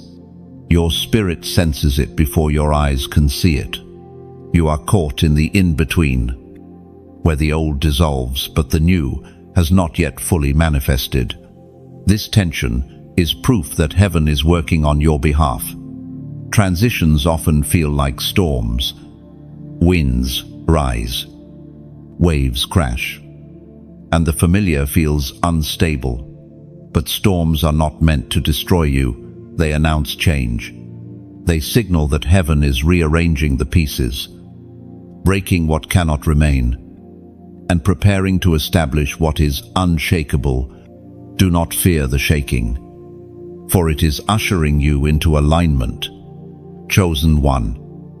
Shifting seasons expose what is fragile and confirm what is eternal. In this time of divine rearrangement, God is revealing which foundations can no longer support you. Some relationships will collapse, not because of betrayal, but because their assignment in your life has ended. Some opportunities will fade, not as punishment, but as protection. The shaking reveals where you were leaning on sand instead of stone, urging you to stand firmly on the rock that never moves. And here is the paradox. While everything around you seems unstable, within you, heaven is establishing unshakable peace. This is the fruit of prophetic. Shifting it removes what is temporary so you can embrace what is eternal. It is heaven's way of birthing stability inside you before manifesting it around you. What you sense now is not just transition, it is transformation. You are not simply moving from one chapter to another. You are being rewritten into a new story, authored by the hand of God Himself. The Spirit spoke through Moses in the book of Deuteronomy, chapter 31, verse 8. The Lord Himself goes before you and will be with you. He will never leave you nor forsake you. Do not be afraid. Do not be discouraged. This is heaven's assurance to you. You are not entering this shift alone. The one who calls you also carries you. Chosen one. The old is leaving because its assignment is complete. The doors that are closing now are not closing out of cruelty. They are closing out of mercy. The wineskin of yesterday cannot hold the wine of today. If you try to cling to what is fading, you will only find emptiness. Release it. For God has already declared, "Behold, I am doing a new thing." And this new thing is not simply an upgrade, it is a transformation. It will demand a new way of thinking, a new way of walking, a new way of believing. Heaven is not adding to your old life, it is birthing an entirely new one. That is why your old appetites no longer satisfy, why your old circles feel foreign, why your old rhythms no longer bring peace. The prophetic shift is also awakening your spiritual senses. Dreams may become sharper, whispers of the Spirit more noticeable, discernment stronger.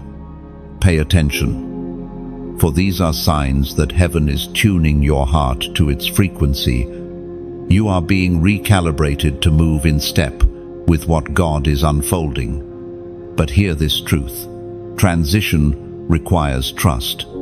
The old was familiar, the new feels uncertain. Yet faith was never meant for what you can see. Faith is trusting the hand of God when the map is blank, believing the promise when the evidence is absent, and stepping forward when the ground feels unstable. Chosen one. Think of Abraham leaving Ur, guided only by a word. Think of Joshua standing before the Jordan, waiting for the waters to part. Think of Peter stepping out of the boat onto waves. None of them knew the full picture, but all of them stepped, and in stepping, they saw the miracle.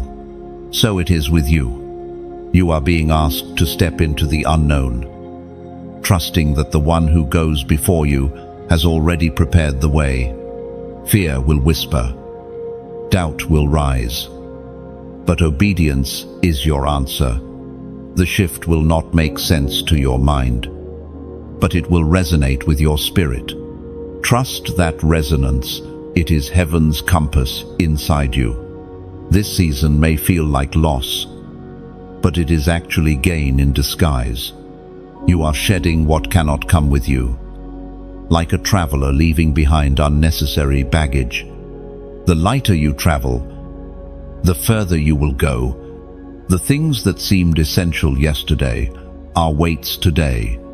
Let them fall away. Chosen one. I tell you this, so you do not misinterpret what is happening. You are not being stripped, you are being prepared. You are not being abandoned, you are being advanced. You are not being diminished, you are being expanded. The prophetic shift is not against you, it is for you. And now, let your spirit respond. Mark this transition with a prophetic act. Type the number 800 and 88 inches, the comments. This number is the sign of new beginnings, a triple confirmation that the cycle of the old has ended and the birth of the new is established. By declaring it, you are aligning your voice with heaven's decree. I step into my new season. And do not hesitate. Chosen one, let this number be more than digits on a screen. Let it be your covenant with God that you accept the shift. You are not turning back. You are stepping forward. The old has passed. The new has come. And heaven's hand is leading you through. The prophetic shift is here. And you are ready. Chosen one, there are seasons in your life that feel hidden. Seasons when no one sees the depth of your struggle, when your victories are private and your pain goes unnoticed. You may ask yourself, why am I unseen? Why is my journey so lonely? Why does it feel like no one recognizes the weight of what I'm carrying? But heaven whispers back, because I am training you in secret. This hidden training ground has been your furnace of transformation. While others see only fragments of your story, God has been shaping your spirit in silence. You have endured battles without applause, fought wars without recognition, carried burdens without thanks. Yet none of this was wasted. Every moment of unseen suffering has been sharpening you for visible authority. Think of David, tending sheep on the hillsides of Bethlehem. His family overlooked him. Yet in that solitude he killed lions and bears. Those victories were invisible to the world, but they prepared him for the day he stood before Goliath. Without the hidden training, he could not have faced the giant. So it is with you. Chosen one, your unseen battles are your preparation for public triumph. Chosen one, do not confuse hiddenness with insignificance. A seed in the ground is not wasted, it is waiting. Heaven often buries its greatest treasures before revealing them. Your hidden training is not a delay, it is divine timing at work. What feels like obscurity is actually preservation, keeping you intact until the right moment of release. Hiddenness is heaven's shield around your destiny. And here is the mystery. The greater the calling, the longer the preparation. While others may rush into visibility, your roots must go deeper. Hidden training is not punishment. It is evidence of weightier responsibility. The more you are trusted with, the more thoroughly you must be formed. Heaven is not withholding from you, it is investing in you, layer upon layer, so you can endure the heights without collapse. The ancient words recorded in the second letter to Timothy, chapter 2, verse 3, endure hardship with us like a good soldier of Christ Jesus. Soldiers are not trained in palaces but in battlefields. They are shaped by endurance, not comfort. And you, chosen one, have been walking through the secret drills of heaven, becoming a warrior while no one else noticed. This training has often felt unfair. While others walked in ease, your path was steep. While others seemed celebrated, you felt ignored. While others built quickly, you were slowed down. But what looks like delay is actually design. Heaven slows down those it intends to launch far. Your preparation may be hidden now, but it is producing depth that quick success could never give. Hidden training also protects you. If you had been exposed too soon, your enemies would have crushed you, and your pride might have destroyed you. God kept you out of sight to protect your destiny. He allowed misunderstandings, rejections, and even betrayals to isolate you, not as punishment, but as a shield. The darkness could not target what it could not see. Chosen one, your secret tears have been watering seeds of strength. Your prayers, whispered in the night, have been echoing in heaven's courts. Your discipline in silence has been forming habits that will sustain you when the spotlight comes. Every hidden hour matters. Every unseen act of obedience is weight in the spirit. Even Jesus himself spent 30 years in hiddenness before 3 years of ministry. 30 years of preparation for 3 years of purpose. If the Son of God needed hidden training, how much more must you? This should not discourage you, but strengthen your resolve. Heaven invests deeply in those it intends to use mightily. Do not despise the small beginnings, the obscure places, the quiet disciplines, for it is in obscurity that roots grow deep. A tree planted shallow may sprout quickly, but it topples in storms. A tree with deep roots may take longer to appear, but when it rises, it endures. You are that tree, chosen one, planted deep, hidden for a time, but destined to endure. You may wonder why God entrusted you with battles no one else knew about, why you faced heartbreaks others never understood, why you carried burdens that seemed invisible to the world. It is because heaven saw strength in you that you did not see in yourself. The training was not to break you, but to prove you. Think of Joseph in prison, forgotten by men, but remembered by God. His hidden suffering became the very training ground that prepared him for the palace. Think of Esther, hidden away until the appointed moment, then raised to deliver her people. Think of Moses, exiled in the wilderness for 40 years before returning as a deliverer. Each story whispers the same truth. Hidden seasons are holy seasons. Chosen one, take heart. The time of unveiling will come. But until then, lean into the training. Let the silence refine you. Let the solitude deepen you. Let the obscurity protect you. You are not behind, you are in preparation. You are not forgotten, you are being forged. And when the day arrives, when heaven declares, it is time, you will step forth with authority that others cannot explain. People will look at you and wonder how you carry such weight, not realizing that your strength was forged in years of hidden training. They will see the fruit, but only you and heaven will know the roots. So, endure, chosen one. Keep walking, keep praying, keep fighting in silence. The hidden training is shaping you into a vessel that cannot be shaken, a warrior that cannot be broken, a leader that cannot be corrupted. Your time is coming, and when it does, the world will know that every unseen battle was worth it. Chosen one. There will come a time when doors close so forcefully that you are left standing in the silence, wondering if you made a mistake. You will knock, expecting an answer, and yet the handle will not turn. You will press forward, only to find the path blocked. And in those moments, you must learn to see not rejection, but divine redirection. Every slammed door has a story.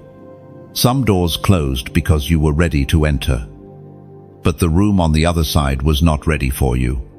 Others shut because the atmosphere behind them was polluted, designed to distract you, delay you, or even destroy you. God, in His mercy, intervened, though your heart ached, though disappointment pierced your spirit.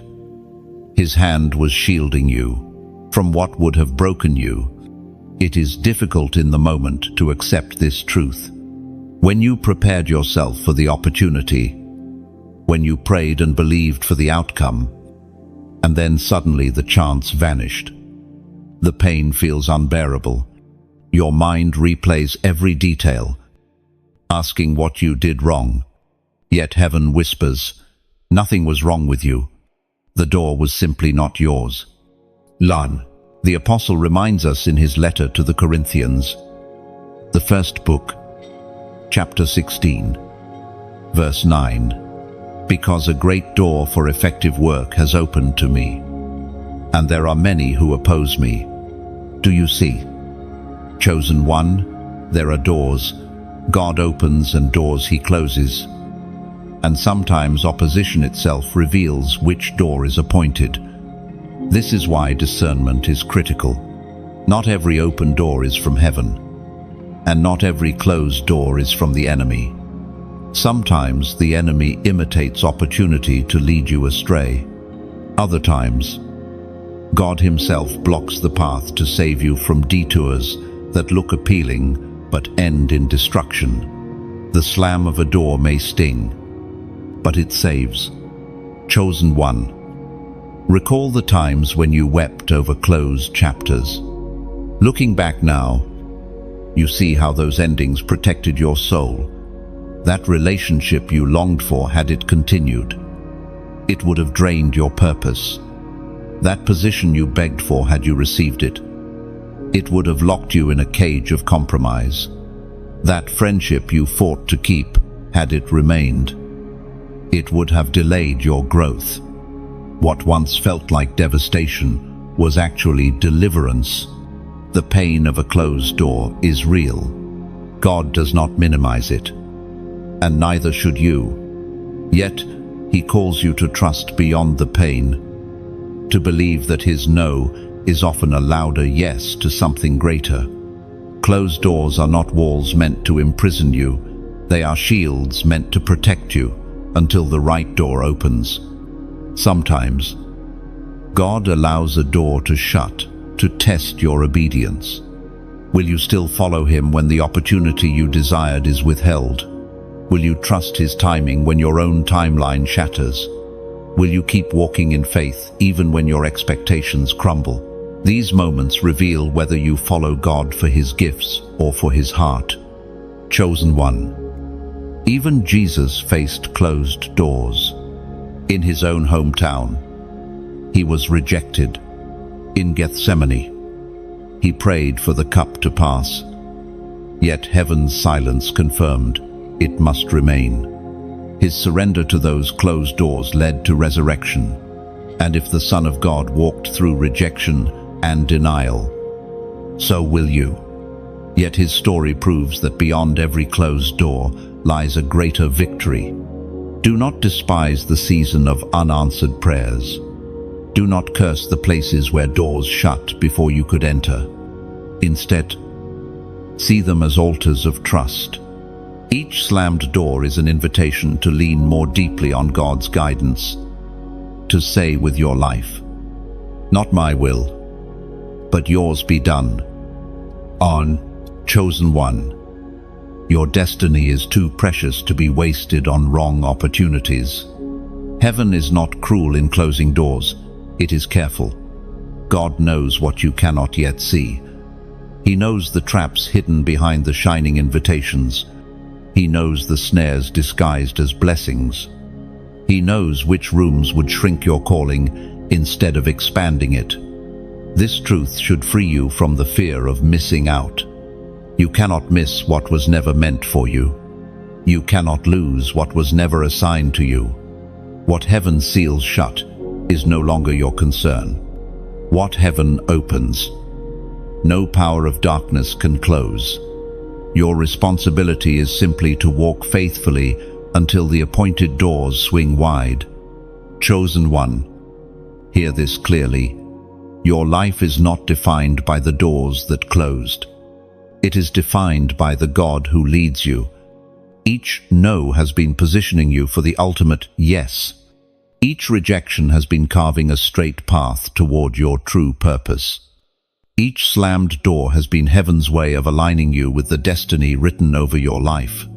So, When you stand before a locked opportunity, lift your head. Do not curse the silence. Do not rage at the rejection. Instead, thank the God who loves you enough to deny you lesser things so he can grant you greater. Trust that the author of your story writes with wisdom too deep for you to see in the moment. And when the right door opens, and it will, you will walk through it with gratitude. You will carry the lessons learned in rejection as armor for your new season. You will no longer chase what shines but lacks substance. You will recognize the authentic move of God because you have tasted the counterfeit. Until then, hold steady. Stay faithful. The closing of doors is not the end of your story. It is the prelude to a divine unveiling. Heaven is not finished. God is still writing. And the door that bears your name cannot remain shut forever. Chosen one. The weight you feel pressing against your soul is not your imagination. The resistance is real. The closer you draw to breakthrough, the fiercer the opposition becomes. Darkness does not fight where there is nothing to fear. It fights you because it knows your light threatens its kingdom. You are dangerous to the plans of hell. And that is why the battle feels so relentless. Do not confuse resistance with rejection. Resistance is proof that you are on the right path. If you were walking toward nothing, the enemy would not bother. But because you are stepping into your calling, every step forward triggers an alarm in the spirit. Demons tremble when you rise in obedience. They sense the shift and scramble to distract you, discourage you, or drain your energy. Chosen one. Resistance is a mirror of your progress. The intensity of the battle is a sign of how much ground you are gaining. If you were standing still, the enemy would not waste his weapons. But because every step you take advances heaven's kingdom, opposition rises to meet you. Do not misread the struggle. What feels like chaos is actually confirmation of your movement forward. And understand this, resistance is not a closed door, but a guarded threshold. The enemy stations himself at the borders of your destiny because he knows once you cross, you will not be stopped. The heaviness, the distractions, the sudden storms, they are last-minute attempts to turn you back. Stand firm. Chosen one. For pressure always peaks just before the breakthrough arrives. The ancient words recorded in the book of Isaiah, chapter 54, verse 17. No weapon forged against you will prevail, and you will refute every tongue that accuses you. This is the heritage of the servants of the Lord, and this is their vindication from me, declares the Lord. The battle is intense, but the outcome is already written. The resistance is temporary. Your victory is eternal. Chosen one. Remember the pattern. The enemy strikes hardest right before release. The night is darkest before the dawn. The womb contracts most violently just before birth. The pressure you feel now is a sign, not of failure, but of delivery. You are carrying something the enemy cannot stop, and he knows his time is short. Chosen one. This is why your spirit feels both weary and expectant at the same time. The warfare is fierce, but so is the stirring of promise within you. It is like standing on the edge of dawn. You still see shadows, but the horizon is glowing. Do not interpret the pressure as a sign of defeat. Interpret it as labor pains. Holy contractions announcing that what you've been carrying in silence is about to be revealed in power. Breakthrough is not far, it is already pressing through. Look back at your life. Notice how the greatest breakthroughs came after the greatest battles. Notice how every time you thought you were finished, you rose stronger than before. That cycle is not coincidence, it is confirmation. Resistance precedes revelation. The fight precedes fulfillment. Pain precedes promise. This is why the attacks feel personal.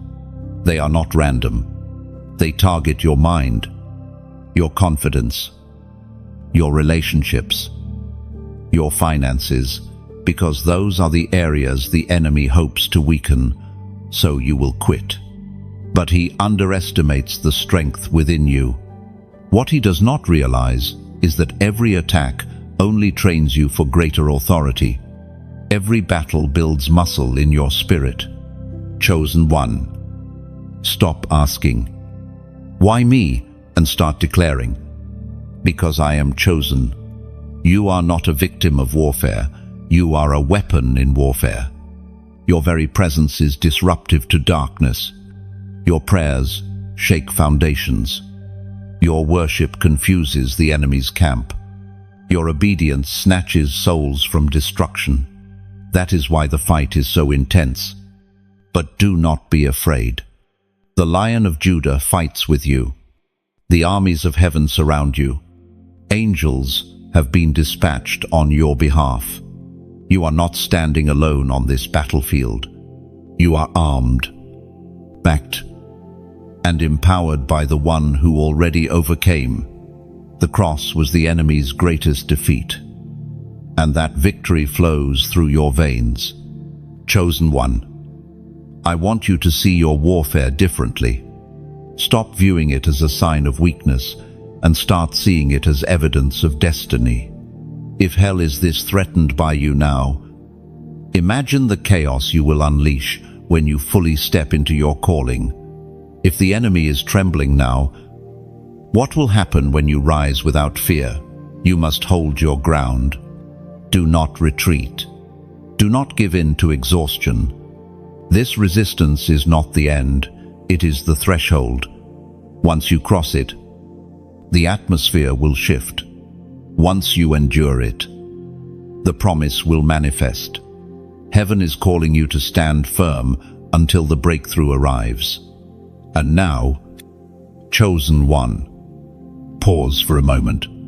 If this word is burning in your spirit, if you know the resistance in your life has been proof of your calling, then respond right now. Hit the like button as your agreement with heaven that you will not quit. Share this message with someone else who is fighting silently. They need to know their resistance is not the end. Type your declaration in the comments. I will endure. Just 3 words, but powerful enough to shake the atmosphere. By writing it, you are silencing the enemy's lies, rejecting discouragement, and proclaiming your decision to stand firm. And subscribe so that your spirit stays connected to words of life. Reminders that fuel you when the fight feels overwhelming. This community is your spiritual army, your reminder that you do not stand alone. Chosen one, resistance is not forever. Breakthrough is near. The opposition you face now will one day become your testimony of triumph. And when the dawn breaks, when the promise manifests, you will realize that every battle was worth it. The warfare was not wasted. It was the birthplace of your authority. So lift your head, plant your feet, strengthen your heart. The resistance is only a sign that you are closer than ever. Do not give up now. You are chosen, and chosen ones always finish strong. Chosen one. One of the deepest battles you have faced is the battle over your identity. For years, voices around you tried to shape who you are. Expectations were placed on you, labels stuck to you, and judgments spoken over you. Some saw only your mistakes, others only your weaknesses, and some tried to reduce you to roles that could never hold your full essence. These voices were loud, and often you believe them. But this season is different. In this season, your true identity is rising. No longer will you live defined by the opinions of others. No longer will you measure yourself by the shadows of your past. No longer will you wear the false masks that you once used to survive. This is the hour where your identity is being purified, clarified, and crowned with truth. The shaking, the stretching, the silence, all of it has stripped away illusions so that the unshakable core of who you are could be revealed. The enemy has fought your identity fiercely. From the beginning, he recognized that if he could make you doubt who you are, he could make you surrender your destiny. That is why rejection hit you so hard. That is why betrayal wounded so deeply. That is why your value was questioned repeatedly. Each attack was not random. It was a direct assault against your identity. But the assaults against your identity, chosen one, have only revealed its unshakable nature. What the enemy meant to shatter has only refined you. Every lie he hurled at you forced you to search deeper for truth. Every rejection became a reminder that your worth cannot be measured by human approval. Every betrayal carved resilience into your spirit. The war over your identity has not diminished you. It has unveiled the strength that was hidden within. Now, instead of questioning who you are beginning to embody it with unshakable certainty. The Word of God declares in the book of Ephesians, chapter 2, verse 10, "For we are God's handiwork, created in Christ Jesus, to do good works, which God prepared in advance for us to do." Chosen one. This verse does not describe a generic people. It describes you. You are God's handiwork, a masterpiece formed intentionally, not an accident. You were designed for good works that were prepared long before you took your first breath. Your identity is not something you must create. It is something you must uncover. Like treasure buried in the ground, it has always been there, waiting to be revealed. Life's trials, pain, and disappointments may have buried it under layers of doubt. But the hand of God has been digging, brushing away the dirt, and polishing the gold within you. Chosen one. Hear this clearly. You are not your past. You are not your failures. You are not the names people called you. You are not the seasons of weakness you walked through. You are not even the sum of your achievements. You are who God says you are, and nothing less. And who does He say you are? You are chosen. You are beloved. You are redeemed. You are appointed. You are light in darkness, salt in the earth, a vessel of glory. You are not wandering aimlessly. You are walking in destiny. Your identity is anchored not in shifting circumstances, but in eternal truth.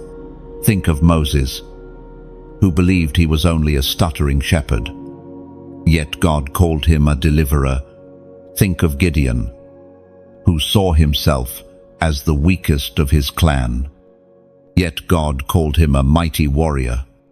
Think of Peter, who stumbled often, yet Jesus called him the rock on which he would build his church. Their identities were not determined by their flaws, but by heaven's decree. And so it is with you, chosen one. The time has come to reject the false labels.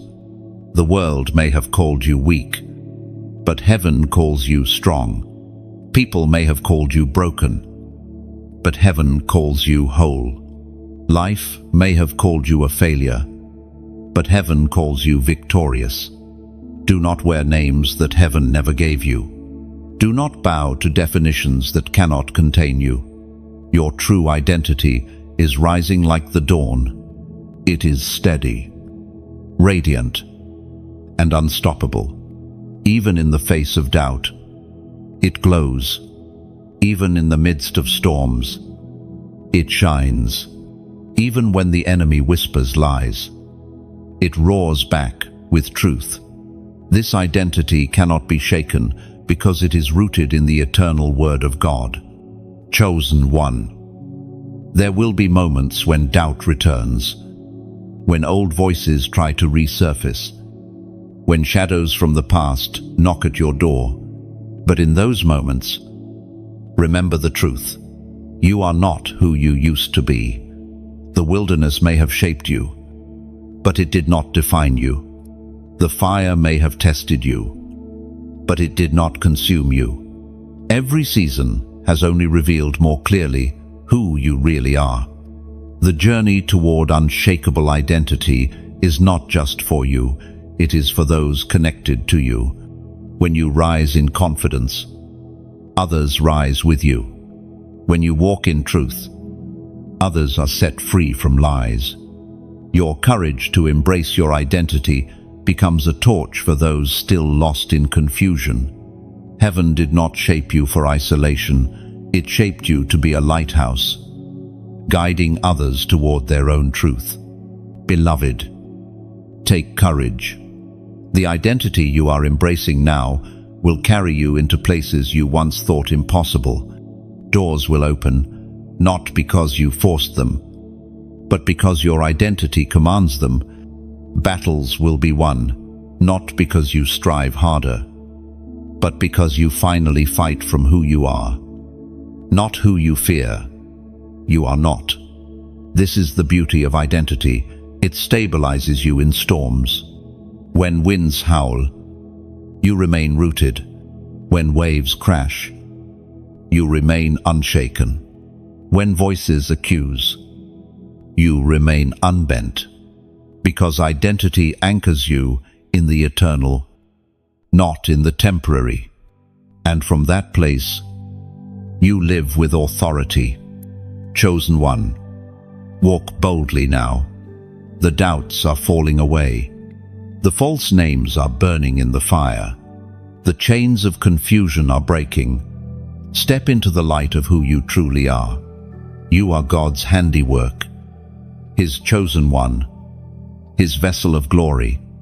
Nothing can take that away. Chosen one. There are moments when life seems to flow smoothly, and then suddenly, without warning, everything is disrupted.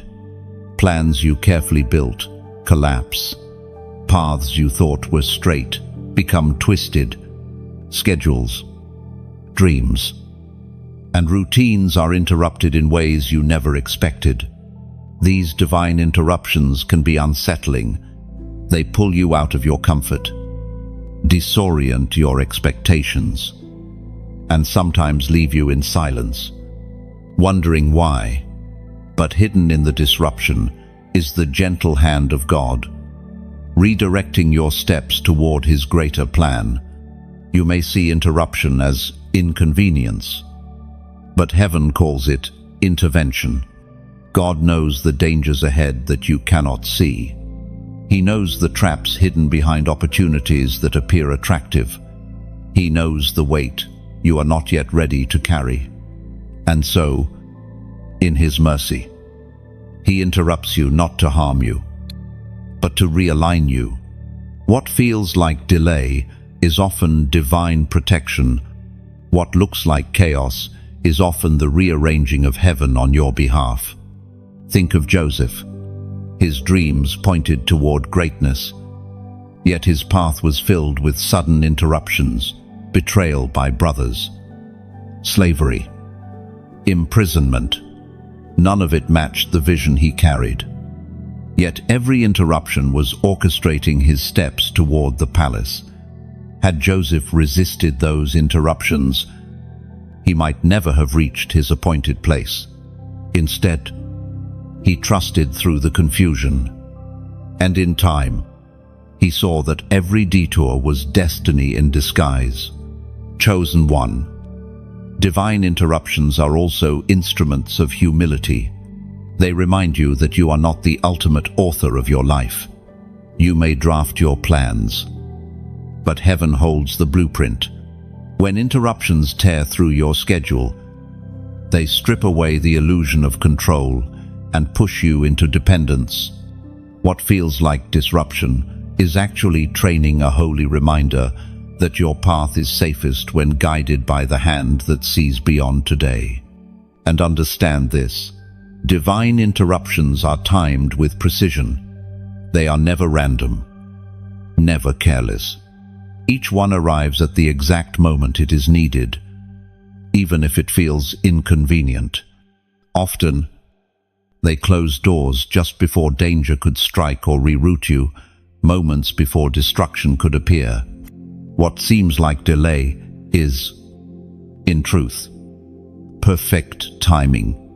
You are being shifted onto a road prepared long before you, where heaven's purpose and your obedience will collide in fullness.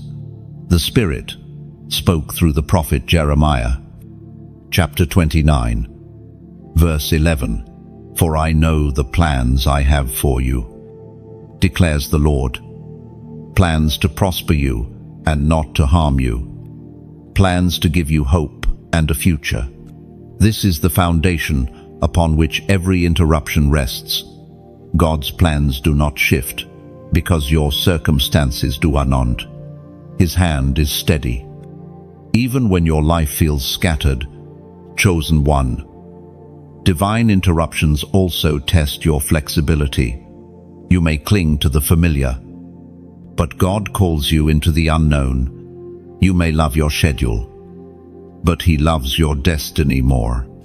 He interrupts so you can learn to trust, not in a plan, but in a person. He interrupts so that your faith matures beyond comfort. He interrupts because without shaking, you would settle too easily. It is in these moments that trust becomes more than a word. You cannot fake it when everything falls apart. Either you collapse in despair or you lean deeper into God's presence. Divine interruptions reveal where your faith truly rests. They strip away illusions and expose whether your foundation is built on shifting sands or on the eternal rock. Chosen one, do not despise these interruptions. See them as invitations. When the door closes, ask not why, but where next. Lord, when the plan collapses, lift your eyes and say, guide me. When the silence comes, step into it with expectancy, knowing God speaks in whispers that cannot be heard amid noise. Every interruption is an altar where you can surrender again. Think of Moses at the burning bush. His life was ordinary, settled into routine, until suddenly, flames interrupted his day. That interruption birthed his calling as deliverer. Think of Mary, visited by an angel in the middle of her youth. The interruption altered her life forever, but also brought forth salvation to the world. Think of Paul on the road to Damascus, struck blind in an instant. The interruption transformed a persecutor into an apostle. The stories of Scripture are filled with lives reshaped by God's unexpected intervention. Chosen one. You may not understand the interruption now, but clarity will come. One day you will look back and see the thread of divine wisdom running through the chaos. You will realize that the very thing you thought was breaking you was building you. The closed door redirected you. The delayed opportunity matured you. The shattered plan saved you. This is the mystery of divine interruptions. They often feel like endings, but they are beginnings in disguise. They strip away what is temporary to reveal what is eternal. They redirect your path so you can collide with destiny at the appointed time. They transform you in ways comfort never could. Beloved, embrace the unexpected. Do not fear when your path shifts suddenly. Do not despair when your schedule collapses. Do not mourn too long over what is lost. Instead, lean into the interruption with open hands and open heart. Say, Lord, even here, even now, I trust you. That posture turns confusion into clarity, pain into preparation, loss into launching. And know this, God interrupts not to withhold, but to give, not to break, but to build, not to end your story, but to write it in alignment with His eternal plan. Every divine interruption is a signature of His love, His wisdom, and His sovereignty. So, chosen one, walk forward with peace. Expect the unexpected. Trust the interruptions, for in them lies the hidden blueprint of your destiny. Chosen one, fire is not your enemy. Fire is your teacher. Fire is the crucible, where what is false burns away and what is eternal remains. You may not understand why you have walked through seasons of intensity, why your heart felt like it was being pressed, why circumstances seem designed to stretch you beyond breaking. But the truth is this: you have been passing through fire, and the fire is purifying you. Chosen one, the flames you face are not random, they are purposeful. Every trial has been measured, every test allowed only to the degree that it shapes you without destroying you. The refiner knows the exact temperature required to release the hidden beauty within you. Though you felt moments of breaking, the truth is, you were being molded. The very seasons that seemed unbearable are the ones birthing your resilience, your clarity, and your unshakable faith. This fire is not against you, it is for you, forging the vessel heaven has destined you to be. It is written in the book of Zechariah, chapter 13, verse 9. This third I will put into the fire. I will refine them like silver and test them like gold. They will call on my name, and I will answer them. I will say, they are my people. And they will say, the Lord is our God. Chosen one. Do you see the truth here? Refinement is not punishment. It is proof that you belong to Him. The fire is a filter.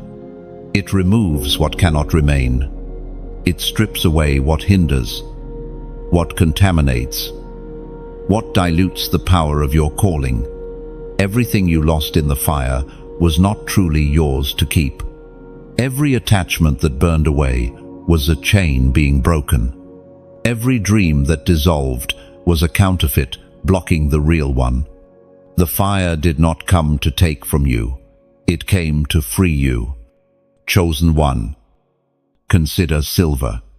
In its raw form, it is dull, marked by impurities. Only when placed in fire does its brilliance emerge. The refiner watches closely, not letting the flames consume, but ensuring they cleanse. He knows the silver is ready when he can see his reflection clearly. So it is with you. Heaven sees its reflection in you more clearly now than ever before, because the fire has removed what once distorted your image. This is why your trials have been so personal. They were tailored to your soul, not to destroy you, but to refine the exact places that needed cleansing. Where pride once lived, humility now blooms. Where fear once ruled, courage has taken root. Where compromise once lingered, conviction now burns. Every flame has had a purpose, and though it hurt, it healed. Chosen one, do not curse the fire. Bless it, for the fire is evidence that heaven refuses to leave you ordinary. The fire is proof that you carry something too precious to be wasted. If you were not chosen, you would not have faced such heat, The fire is the mark of heaven's trust. And yes, fire feels lonely. Others do not always understand what you are enduring. They may see only ashes while you feel the burn. But the one who walks with you is greater than the flames. Remember Shadrach, Meshach, and Abednego. They were bound and thrown into fire. Yet the fire could not consume them because a fourth figure walked with them. You, too, are never alone in the flames. Chosen one. You are not just surviving the fire, you are being transformed by it. Your prayers are deeper now. Your faith stronger. Your vision sharper. What once intimidated you no longer moves you. What once bound you now breaks beneath your feet. Fire does not leave you the same. It upgrades you. But here is the key. Do not run from the fire before its work is complete. Many try to escape early, clinging to old ways, grasping for comfort. But unfinished, refinement leaves impurities behind. And those impurities can poison your future. Stay in the process until it is finished. The flames will not consume you, they will complete you. Chosen one.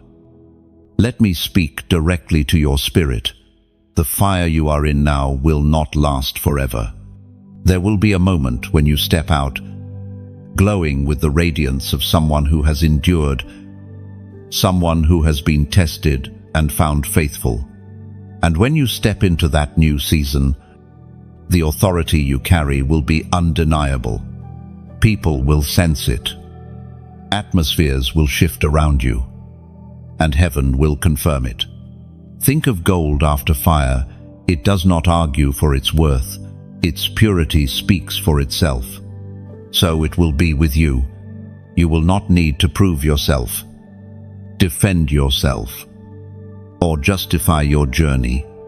The refinement will be visible in your life, and your testimony will speak louder than words. Chosen one. The fire is not the end of your story. It is the preparation for the next chapter. Do not despise it. Do not resist it. Trust the refiner's hand, for when he brings you out, you will be a vessel of honor, carrying glory without corruption, authority without arrogance, power without compromise. Now pause for a moment. If this word is burning in your spirit, if you know the fire you have been walking through has been shaping you, then respond prophetically. Type the number 222 inches, the comments. This is not just a number, it represents confirmation and alignment. A holy sign that heaven is refining and positioning you. By declaring it, you are saying, I accept the fire. I embrace the refinement, and I trust the one who walks with me in it. End. Chosen one. The fire is working for you. Let it burn away what must go. Let it release the brilliance hidden inside you. Let it reveal heaven's reflection in your life. And when it is finished, you will emerge not weakened, but radiant, not diminished, but crowned, not broken, but whole. Chosen one. There are moments when heaven gives you glimpses of what is to come. They arrive as whispers in prayer, flashes in dreams, or sudden moments when your heart feels pulled towards something greater than your current reality. These are not fantasies, they are prophetic visions. They are seeds of the new world you are being called into, glimpses of the life that is waiting beyond your present struggles. You have already experienced them. A sudden peace floods you even in chaos. An unexpected idea rises inside you that feels too large to have come from your own imagination. A scripture seems to leap off the page and attach itself to your spirit. These are not coincidences, they are prophetic previews. Heaven gives you tastes of the future so that you can endure the weight of the present. Chosen one. These glimpses are heaven's way of awakening your inner sight. They pierce through the fog of discouragement and remind you that what surrounds you is not the final word. They are sparks of eternity planted in your daily life, igniting a fire of expectation that refuses to die. Even when circumstances contradict the vision, the glimpse keeps hope alive. It whispers, "Keep walking, because your steps are leading to a future already secured." They are not mere comforts, they are divine coordinates, guiding you into destiny. The prophet Isaiah spoke. Chapter 43, verse 19. See, I am doing a new thing. Now it springs up. Do you not perceive it? I am making a way in the wilderness and streams in the wasteland. Chosen one. That is what is happening inside of you. Newness is springing forth. Even while you still stand in barren places, streams are forming in deserts you thought would never change. The vision is proof that God is already at work. These glimpses are not meant to tease you. They are anchors of hope.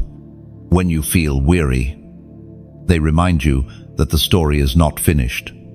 When you feel trapped, they whisper that doors are opening. When you feel forgotten, they prove that heaven has written your future with precision. Visions are heaven's way of saying, "Keep walking. There is more than what you see right now." Oh, chosen one, do not dismiss these glimpses. Treasure them. Write them down. Pray over them. For they are not idle images, they are road signs for your journey. Like stars guiding sailors across seas. Prophetic visions guide your heart through wilderness seasons. They keep you aligned when everything around you seems unstable. Think of Joseph, who dreamed of sheaves bowing and stars aligning. His visions were glimpses of a future that looked impossible while he sat in a pit, served as a slave, and languished in prison. Yet those glimpses sustained him until the day they became reality. Without the visions, he might have lost hope. With them, he endured. So it is with you. The glimpses also test your faith. God rarely reveals the full picture. He gives fragments. He shows you the end, but not the middle. He places a crown in your spirit while your hands still carry chains. This is intentional. Faith grows not in seeing everything clearly, but in trusting Him with what you cannot see. The glimpses remind you of the destination while forcing you to rely on Him for the journey. Chosen one. Sometimes these glimpses can feel frustrating. You see the promise, but cannot yet hold it. You taste the fruit, but cannot yet harvest it. This tension is holy. It stretches your endurance and teaches your heart to lean on God's timing. Remember, vision without timing becomes a burden, but vision with patience becomes destiny fulfilled. Visions also refine your desires. When you see what heaven has prepared, the things of this world lose their shine. You no longer crave what once enticed you because your spirit is locked onto something greater. This is why certain temptations no longer appeal to you. Why certain opportunities feel shallow. Heaven has shown you too much for you to go back to less. Chosen one. Protect your glimpses. Not everyone will understand them. Some will mock. Others will dismiss. And still others may try to twist them. Do not waste your energy convincing the wrong ears.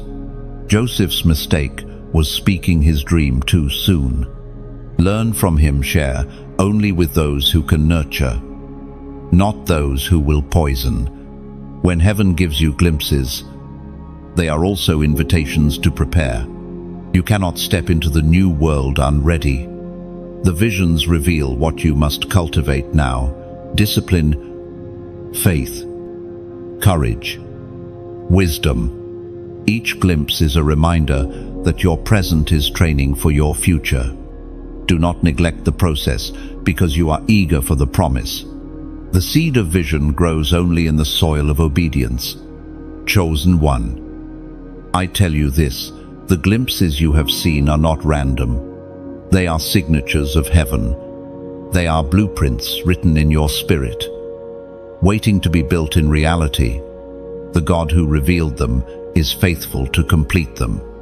Hold them close. Guard them fiercely, for they are proof that the new world is not a fantasy. It is already forming around you. One day, you will step fully into what you have glimpsed. The fragments will come together like pieces of a puzzle. The whispers will become shouts. The flashes will become daylight. And in that moment, you will realize that every glimpse was not just a promise, but a prophecy fulfilled. Until then, walk with your eyes open and your heart alert. Heaven is still giving you glimpses. Do not ignore them. Do not treat them lightly.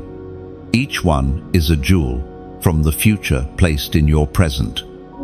A reminder that you are moving closer to the destiny written over your life. Chosen one. See the vision, believe the vision, and prepare for the vision. For what you have glimpsed in the Spirit will soon manifest before your eyes. Chosen one. Every day, you stand before a choice. A road that splits in two directions.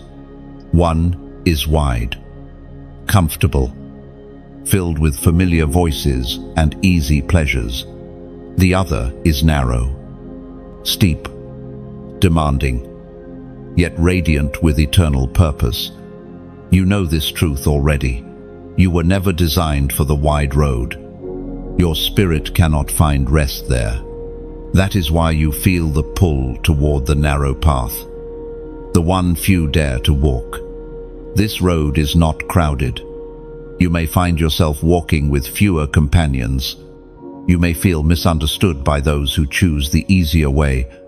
Yet the narrow road leads to life, life abundant, life eternal, life filled with meaning, far beyond temporary comfort. The wide road may look attractive, but its end is emptiness. The narrow road costs you more, but its destination crowns you with glory. As Jesus himself declared in the Gospel of Matthew, chapter 7, verse 13 and 14, "Enter through the narrow gate, for wide is the gate and broad is the road that leads to destruction, and many enter through it. But small is the gate and narrow the road that leads to life, and only a few find it." Chosen one. You are one of the few. You have been awakened to see what most ignore. The narrow road demands surrender. You cannot carry everything with you. Old habits must fall away. Shallow attachments cannot survive the climb. The road strips you of excess until only what is eternal remains. At first, this feels like loss, but soon, you realize it is freedom. The lighter you walk, the easier the climb becomes. The wide road tells you to indulge, to satisfy every craving, to live for now. But the narrow road trains you to live for eternity. It sharpens your focus, disciplines your soul, and aligns your heart with heaven. And though at times it feels lonely, it is never truly empty, for the presence of God walks with you every step. Chosen one. Understand this: the narrow road is not punishment. It is privilege. To be invited onto this path is to be entrusted with destiny. Not everyone hears the call, and not everyone answers it. But you have felt it deep in your spirit, the gentle yet unshakable tug that will not let you settle for less. That tug is proof that you are chosen for life, not destruction. The narrow road is also where your authority grows. Every sacrifice strengthens you. Every test trains you. Every step forward deepens your roots. Others may look at your life and see restriction, but in truth, you are gaining power. The narrow road does not shrink you, it shapes you into a vessel strong enough to carry the weight of your calling. Think of Noah, building the ark while the world mocked. Think of Daniel, refusing to bow even when it meant the lion's den. Think of Esther, risking her life for her people. Their paths were not wide, but they led to deliverance, victory, and transformation. The narrow road is the road of history makers, world changers, and light bearers. And yes, chosen one. There will be moments when the wide road tempts you. It will whisper of ease, of acceptance, of pleasure without cost. But remember this, everything cheap comes with hidden chains. What looks easy now enslaves later. What feels comfortable today will choke you tomorrow. The wide road takes more than it gives. The narrow road, though costly, always repays. Every tear becomes seed. Every sacrifice becomes treasure. Every wound becomes testimony. Nothing is wasted on this path. Heaven records it all, and eternity will reveal the reward. So keep walking, even when your legs ache. Keep climbing, even when the summit feels far. Keep choosing the narrow, even when the wide mocks you, for each step you take is leading you closer to the life you were destined to live. Chosen one, let me speak directly to your heart. If you know this word resonates with your spirit, if you feel the call to keep walking the narrow road, then act now. Hit the like button, not as a casual click, but as your declaration, I choose the narrow path. Share this message with someone else who stands at a crossroads. They need the courage to choose life. And subscribe, not for numbers, but so your spirit remains fed with words that keep you aligned. You are not walking aimlessly. You are not climbing in vain. Every step you take is shaping eternity. And though the path is narrow, its reward is infinite. Chosen one, you were created for this road. Walk it boldly, for life waits at its end. Chosen one, when heaven calls you higher, the weight of obedience grows heavier. You no longer wrestle with the obvious sins or the simple distractions. Instead, you face choices that cut to the core of who you are. Will you obey when no one is watching? Will you say yes when everything in you craves comfort?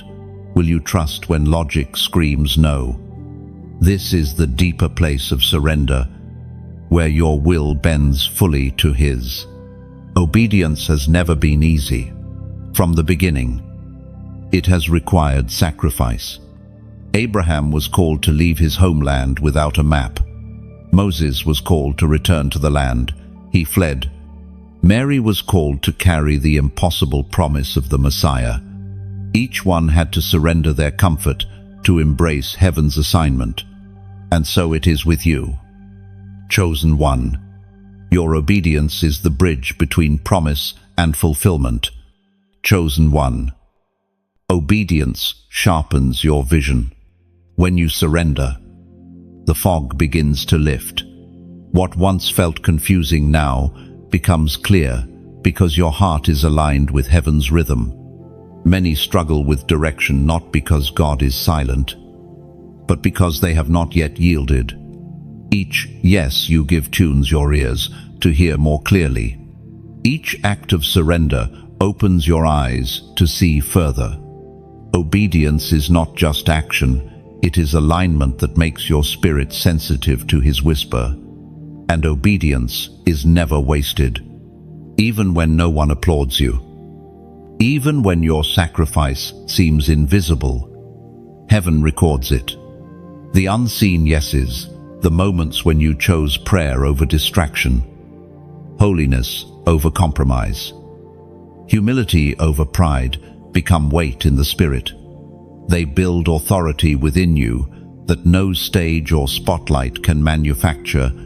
These hidden obediences are bricks in the foundation of your destiny. When storms come, they will not shake you, because your life has been anchored in quiet, faithful yeses to God.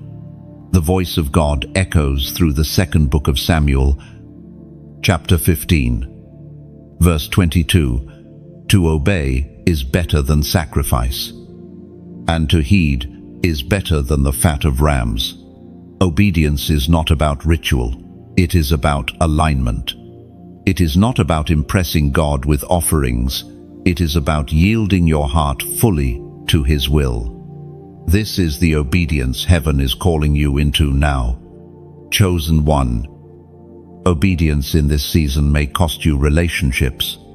It may require you to walk away from circles that once defined you. It may call you to close doors that once gave you security. Obedience may even demand silence when you long to speak, or courage when you long to hide. The cost feels sharp, but the reward is eternal. Every yes to God is a seed that produces fruit beyond what you can imagine. Do not underestimate the power of a single act of obedience.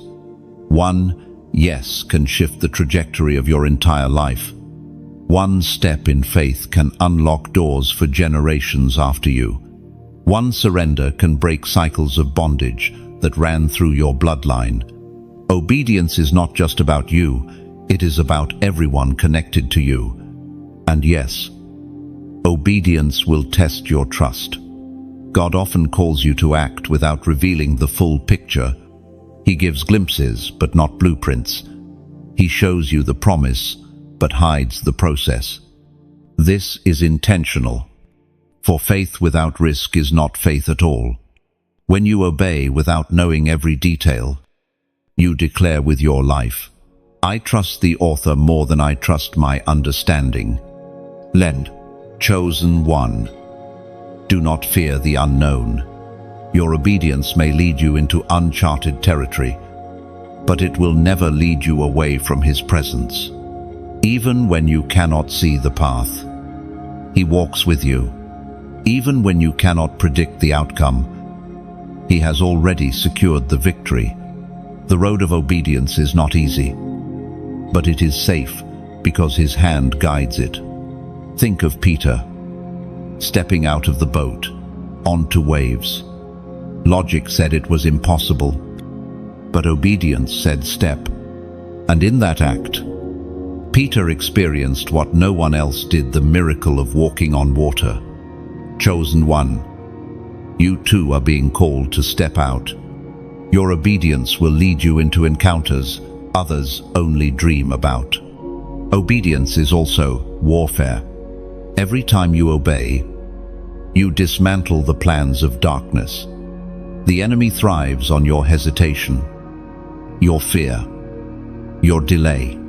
But when you say yes quickly, you disrupt his schemes.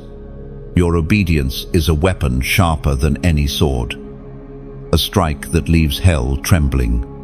Do not wait until it feels convenient. Do not wait until the path feels clear. Delayed obedience is disobedience. Heaven is calling you to move now, to respond now, to act now. Your future is tied to your present, yes. Chosen one. Let this truth settle deep. Obedience is not about loss, but gain. Whatever you release in obedience, heaven replaces with something greater. Whatever you surrender, he redeems. Whatever you lay down, he resurrects. No act of obedience ever leaves you empty.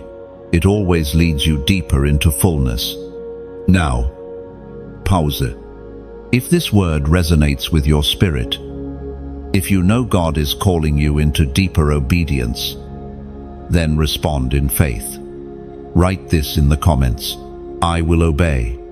Just 3 words, but they carry the weight of heaven. By writing them, you are making a public declaration to align your life with His will. You are sealing your yes in the atmosphere, silencing the whispers of doubt, and activating the flow of grace to walk it out.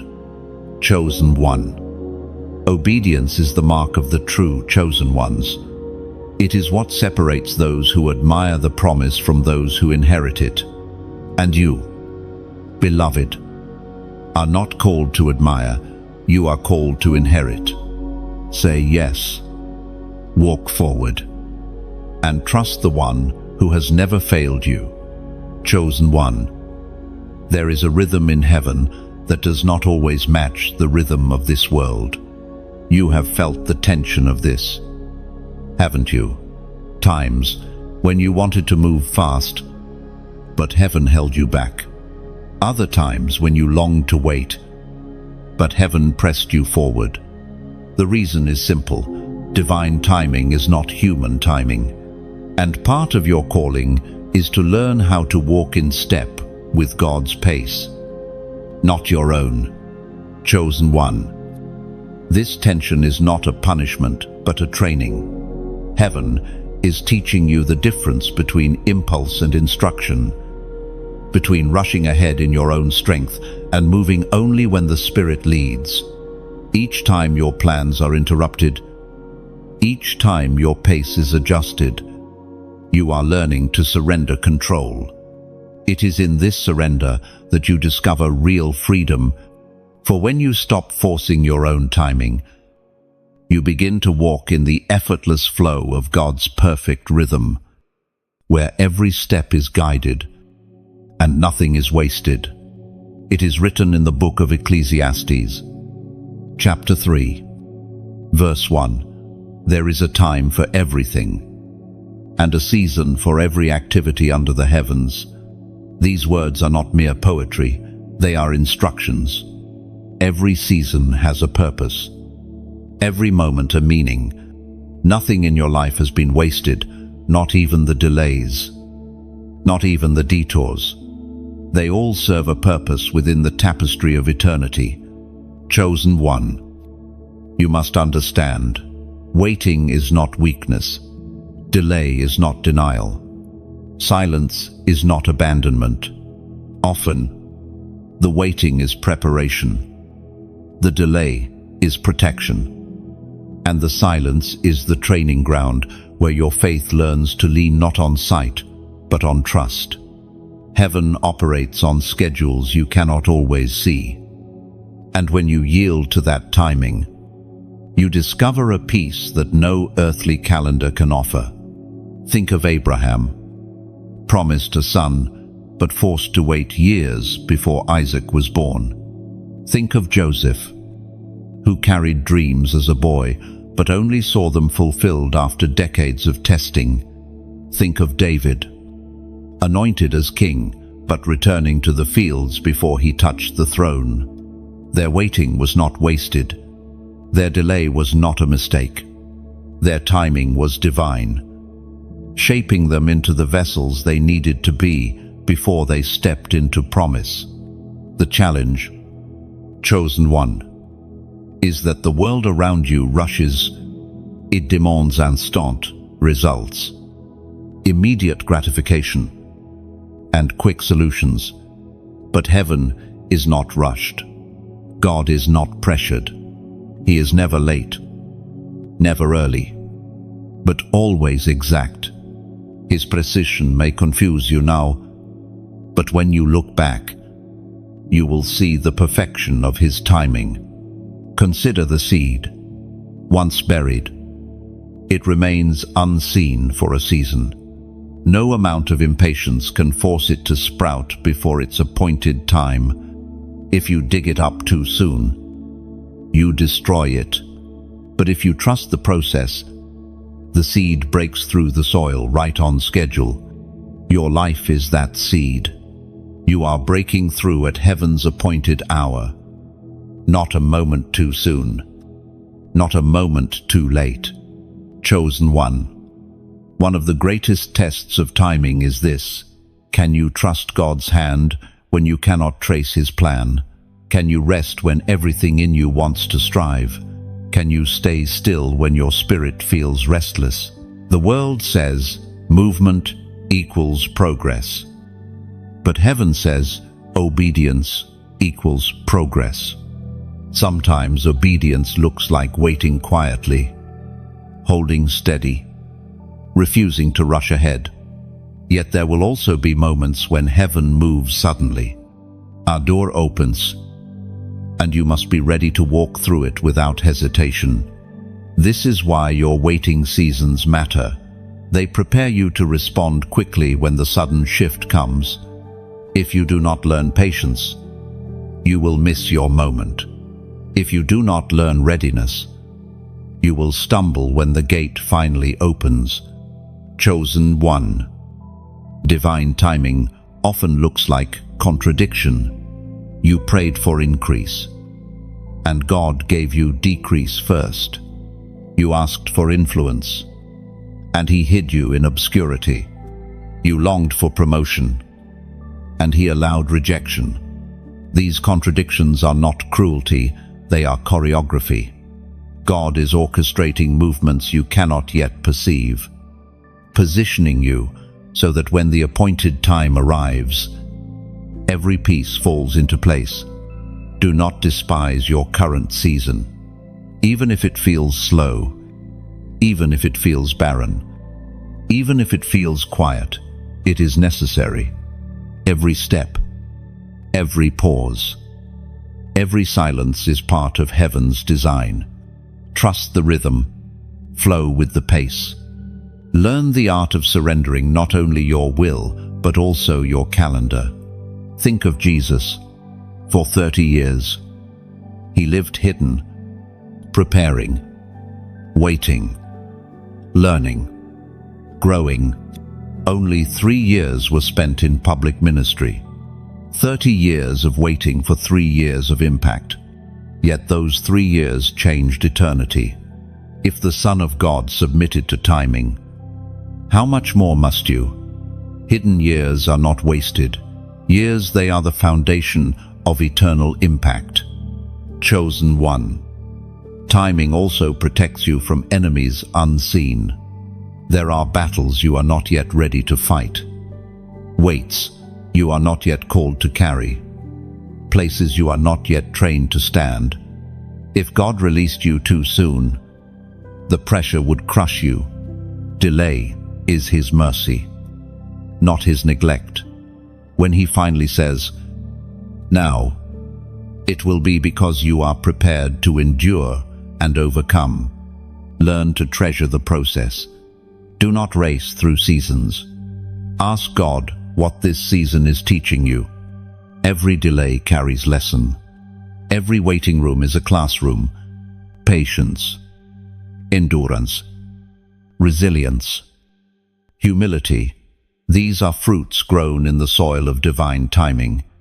They cannot be rushed, but they will remain with you forever once they are formed.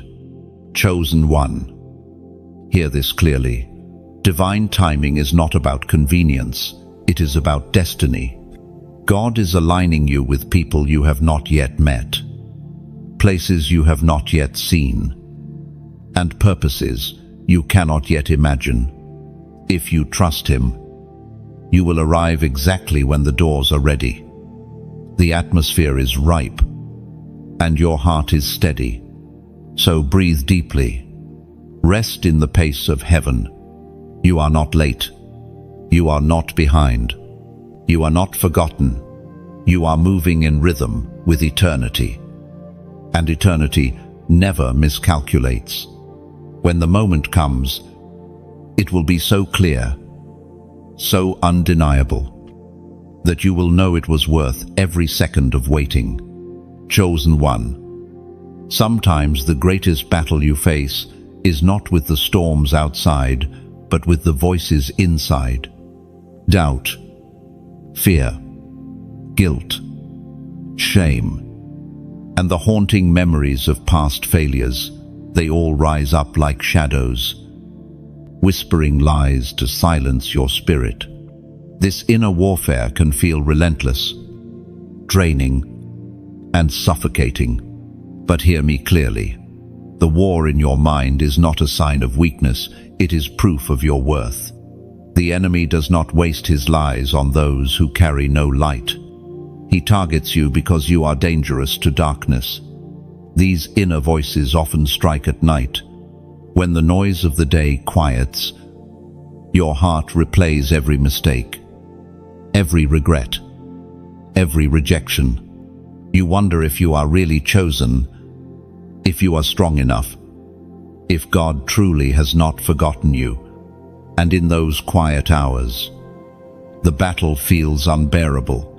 But, chosen one, remember this: lies grow loudest before breakthrough. The enemy is desperate to convince you to surrender before the promise manifests. Chosen one, the enemy crafts his lies to sound familiar because he hopes you will mistake them for your own thoughts. He mimics your inner voice, repeats the words of past critics, and distorts memories to weigh you down. But you must remember, those whispers are not you. They are intrusions, foreign to your true identity. The real you, the one God designed, is not fearful, condemned, or forgotten. The real you is chosen, anointed, and secure in Christ. And this is the secret. Every time you resist the lies and declare truth instead, your spirit grows stronger. It may feel like a small victory, but in the spirit, it is monumental. One whispered, "I believe," in the night can silence 1,000 accusations. One verse spoken aloud can scatter shadows that hovered for years. Each declaration of truth is like striking a match in a dark room. The darkness has no choice but to flee. Your consistency in choosing truth builds unshakable strength within you. The Apostle Paul wrote in the second letter to the Corinthians, chapter 10, verse 5, "We demolish arguments and every pretension that sets itself up against the knowledge of God, and we take captive every thought to make it obedient to Christ." These words are your weapon. You are not a prisoner of your thoughts. Your thoughts are prisoners to truth. You have authority to silence lies, to bind fear, and to command your mind into alignment with the Word of God.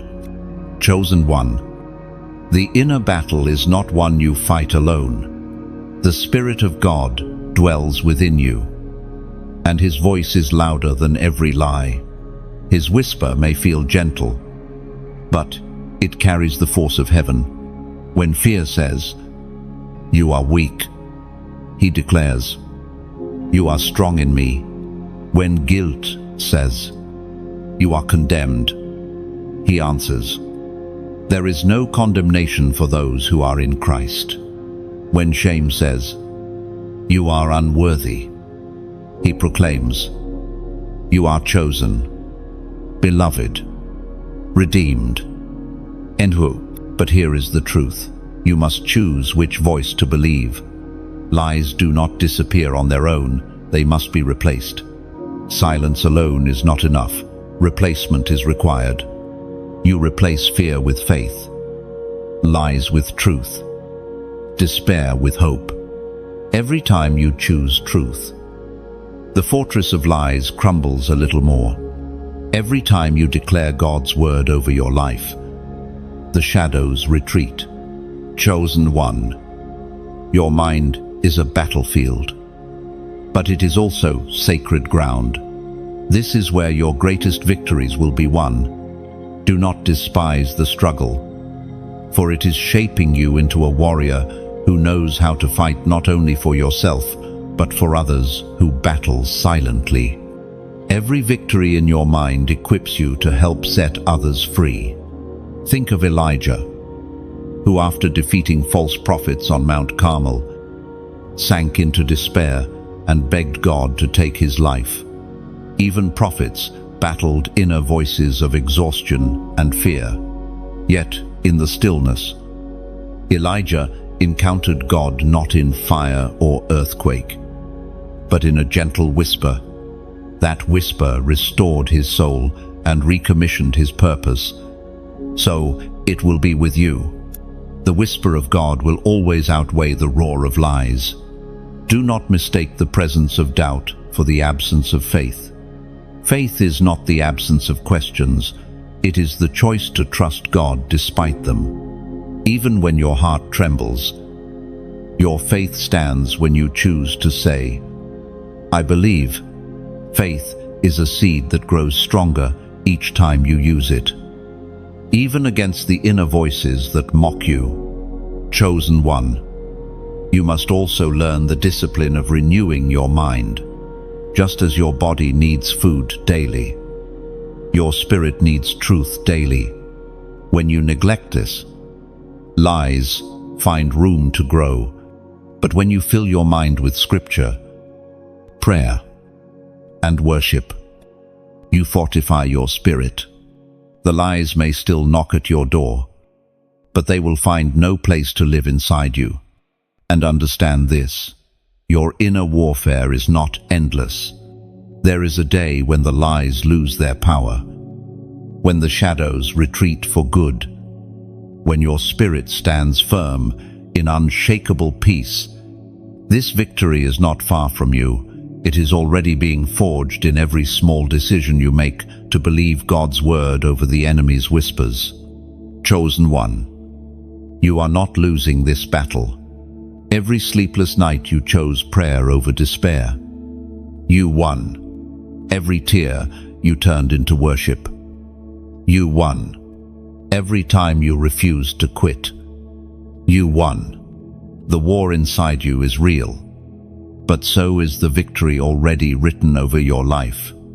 Lift your head. Breathe deeply. Silence the lies with truth.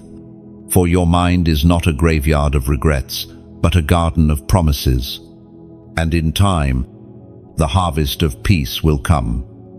And the voices that once haunted you will fall silent under the authority of Christ in you. Chosen one, you have come through fire, storms, silence, and battles within and without.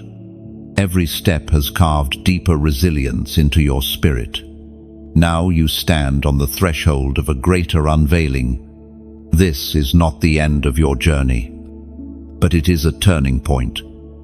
A moment where the unseen begins to manifest, where the invisible seeds you have carried in tears start pushing through the soil into sight. Chosen one, you did not walk through those seasons for nothing. Every fire you endured refined your heart. Every storm that shook you built roots that could not be torn up. Every silence trained your ears to hear the whispers of heaven more clearly. Every battle you fought in secret produced a warrior who now carries authority no one can deny. These moments were not random, they were part of a holy preparation. And now the veil begins to lift. What was hidden in the soil of obscurity is beginning to press upward into light. It may feel fragile at first, but it is unstoppable. Seeds do not apologize for breaking the ground. They simply rise. So too will your promise. Nothing in this world, no scheme of darkness, no delay of man, can keep what heaven planted in you from blooming at its appointed time. Chosen one, the unveiling will not look small. It will be larger than you imagined, because God multiplies what He redeems. He takes every broken piece and fashions it into beauty. He takes every scar and makes it a testimony. He takes every night of tears and transforms it into a dawn of joy. What is rising out of the soil of your life is not a single blessing but a harvest woven with eternal impact. But hear this, unveiling does not mean ease. With visibility comes weight. With breakthrough comes responsibility.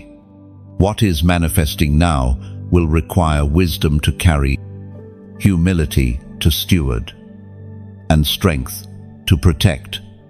That is why the journey behind you was so difficult, because heaven was training you to handle the magnitude of what is now before you. You are not stepping into ordinary blessing, you are stepping into a holy inheritance. It is written in the book of Galatians, chapter 6, verse 9. Let us not become weary in doing good, for at the proper time we will reap a harvest if we do not give up. Chosen one.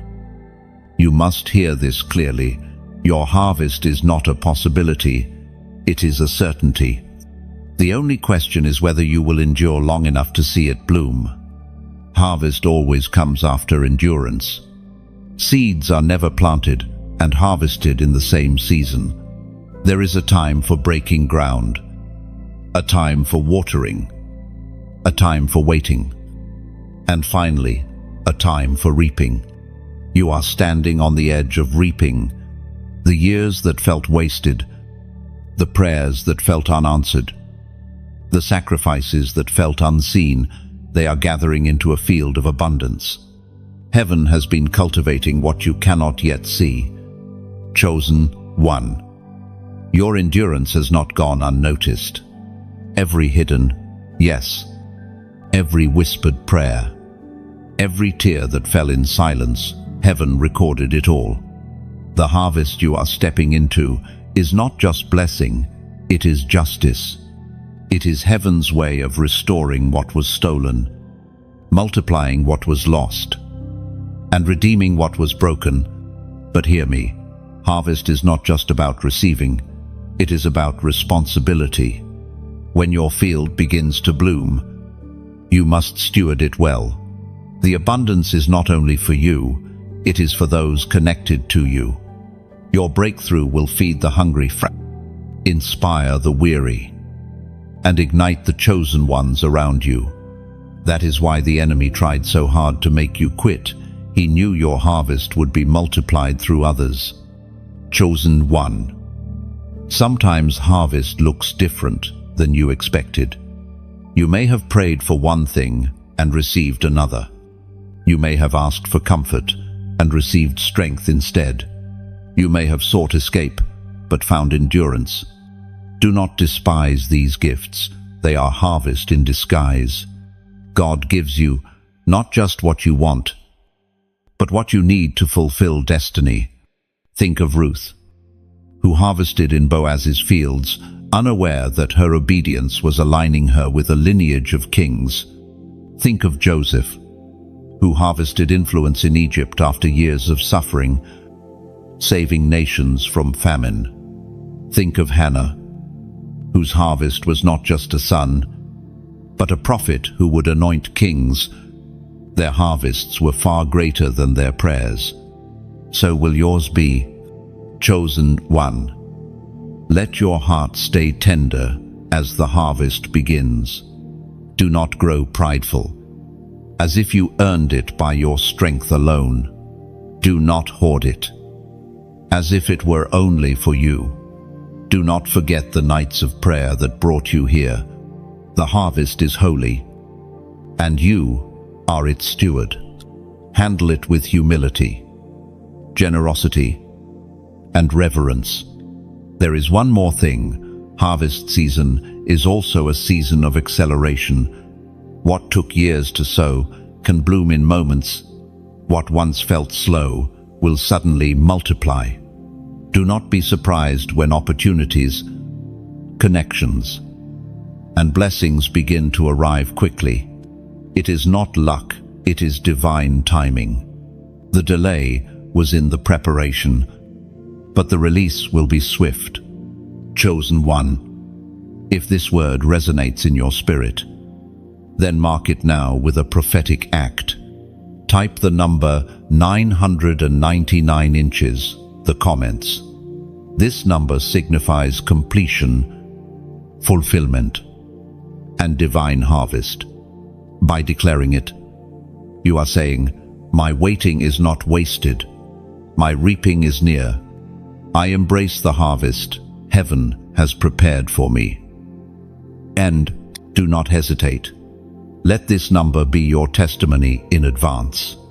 Write it boldly, as a sign that you agree with heaven's timing and heaven's justice. For your harvest is not coming someday, it is already at the door. Chosen one, lift your eyes to the fields around you. They are ripe. The time you feared was lost has been redeemed. The prayers you thought were ignored have been answered. The tears you thought were wasted have watered the soil of breakthrough. You are about to step into a season where heaven reveals what it has been building in secret. So stand tall, stretch your hands, prepare your heart. For the harvest is not just promised, it is here. Chosen one, you stand now at a threshold where the weight of heaven presses on your shoulders, not as a burden to crush you, but as a mantle to clothe you. This moment is not random, it is the culmination of every battle you endured, every prayer you whispered, every sacrifice you made in silence. You have been walking through fire and wilderness, and now you are stepping into the unveiling of purpose. The crown that once felt distant is drawing near, and the path behind you is proof you were chosen to carry it. Chosen one. Every scar you carry has become a testimony. What once felt like weakness has now transformed into a mark of endurance. People may see the victories, but only you and heaven know the battles behind them. Those silent nights, those hidden tears, those times you thought no one noticed, God saw, and He was shaping you. Now your scars shine not as shame, but as symbols of survival and strength. Chosen one. Stepping into this moment also means stepping out of old definitions. You are no longer the one who was underestimated, overlooked, or discarded. You are not bound to the failures that once haunted you. The wilderness season was never designed to define you, but to refine you. Heaven has stripped away false identities so that your true anointing could emerge. You rise now as one who knows both the valley and the mountain, both sorrow and joy, both defeat and victory. And know this, the crown you are about to carry is not only for display, it is for service. Authority in heaven's kingdom is always given for impact, never for pride. Your crown is proof that you endured, but it is also a call to pour out. The mantle on your shoulders is not to exalt you, but to equip you. You are stepping into a place where your life itself will become light, where your obedience will set others free. The Book of Revelation, chapter 3, verse 8 declares, "I know your deeds. See, I have placed before you an open door that no one can shut. I know that you have little strength, yet you have kept my word and have not denied my name." Chosen one. Heaven itself testifies. Your endurance has been seen, your faithfulness recorded, and the door before you cannot be closed by man or demon. This open door leads you into a realm of influence, authority, and destiny that you could not have reached without the seasons of refining. Chosen one. Understand this clearly. Open doors are not rewards for perfection, they are rewards for endurance. The enemy hoped you would quit before this moment, but you did not. You rose again after every fall. You kept praying, even when answers delayed. You chose obedience when rebellion seemed easier. And because you endured, the door stands open before you now. But hear this carefully. Stepping into an open door requires discernment. Not every opportunity is from heaven. The enemy often paints counterfeit doors, wide and glittering, hoping to distract you. Yet true open doors from God are marked with peace, alignment, and confirmation. They may require courage, but they will never contradict His word. They may test your faith, but they will never poison your spirit. Chosen one. I tell you this because many are tempted to run ahead without testing the doors. But you cannot afford to waste time on distractions in this season. Heaven has placed before you a door sealed with your name, and it is for that door alone that you are equipped. Walk boldly through it, but walk wisely, with your ears tuned to the whisper of the Spirit. Your open door is not just about personal blessing, it is about kingdom expansion. What you step into will impact not only your life, but the lives of many. Your yes to God will ripple through families, communities, even nations. The authority you carry will not be confined to small places. It is designed to disrupt darkness in territories. This is why the warfare against you has been so intense. The enemy saw glimpses of this moment and trembled. Chosen one. Think of Esther. One door opened into the palace, and through her obedience, a nation was saved. Think of Joseph.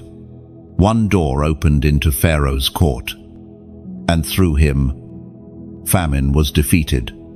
Think of Paul. One door opened into cities, and through his preaching, the gospel spread across continents. Their doors were not for their comfort, but for kingdom assignment. And so it is with you. Now pause and feel this truth. You are standing in front of something greater than you imagined.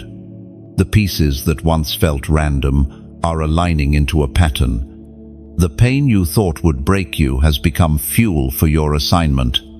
The silence you thought was abandonment was training for your authority. The door is not just about stepping into a new chapter. It is about stepping into your destiny.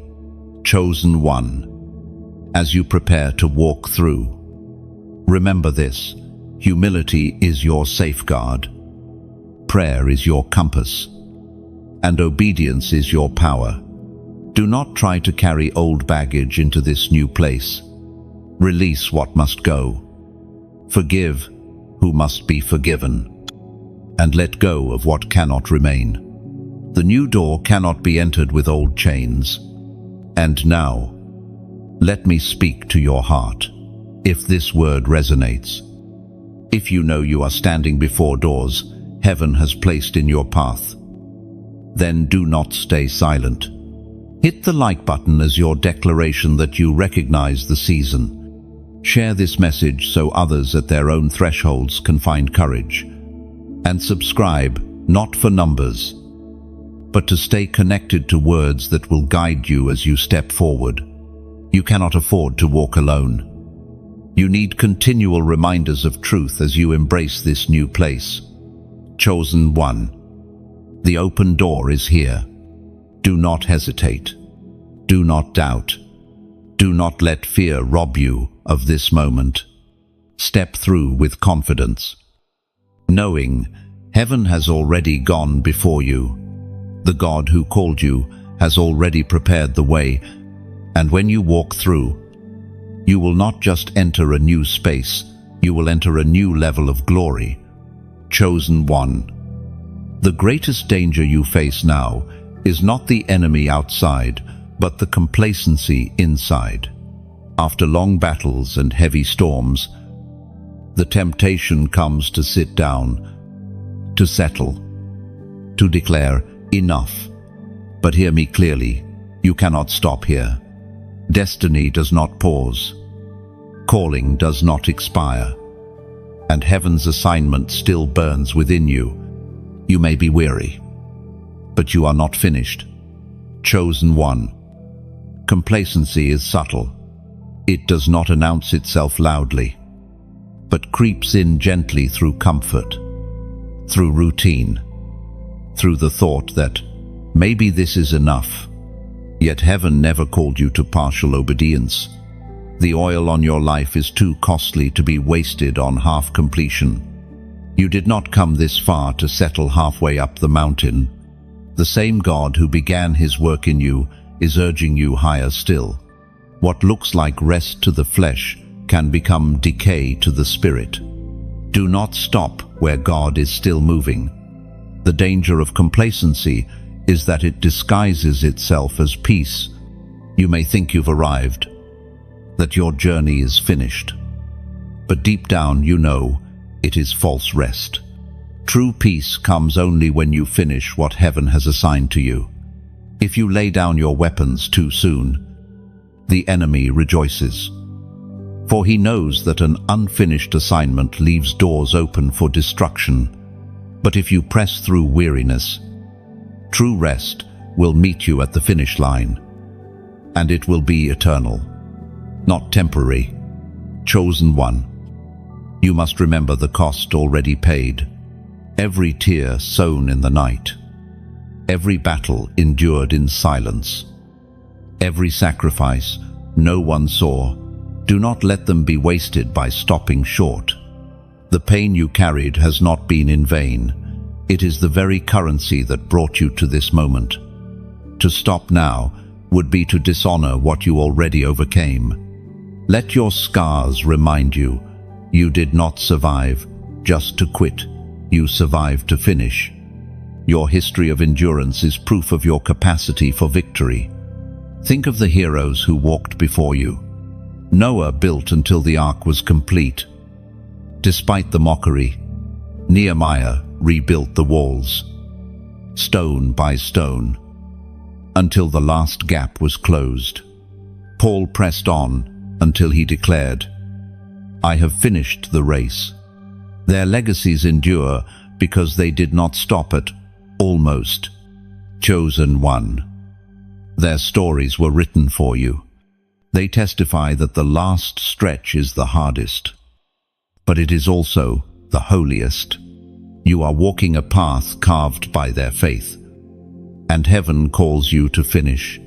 Likewise, and here is the promise, if you resist complacency and choose perseverance, heaven will release fresh strength. The Spirit will breathe renewal into your lungs, fire into your bones, clarity into your mind. You will run and not grow weary, walk and not faint. This strength does not come from striving harder, but from yielding deeper. As you surrender your fatigue to God, He replaces it with endurance you could never produce alone. And when you rise again, the enemy will tremble, for he will know nothing can stop a chosen one who refuses to quit. The ancient words recorded in the book of Hebrews, chapter 10, verse 36 declare, "You need to persevere so that when you have done the will of God, you will receive what He has promised." This is not a suggestion, it is a command from heaven. Perseverance is the bridge between obedience and promise. Without it, the seeds you planted remain buried.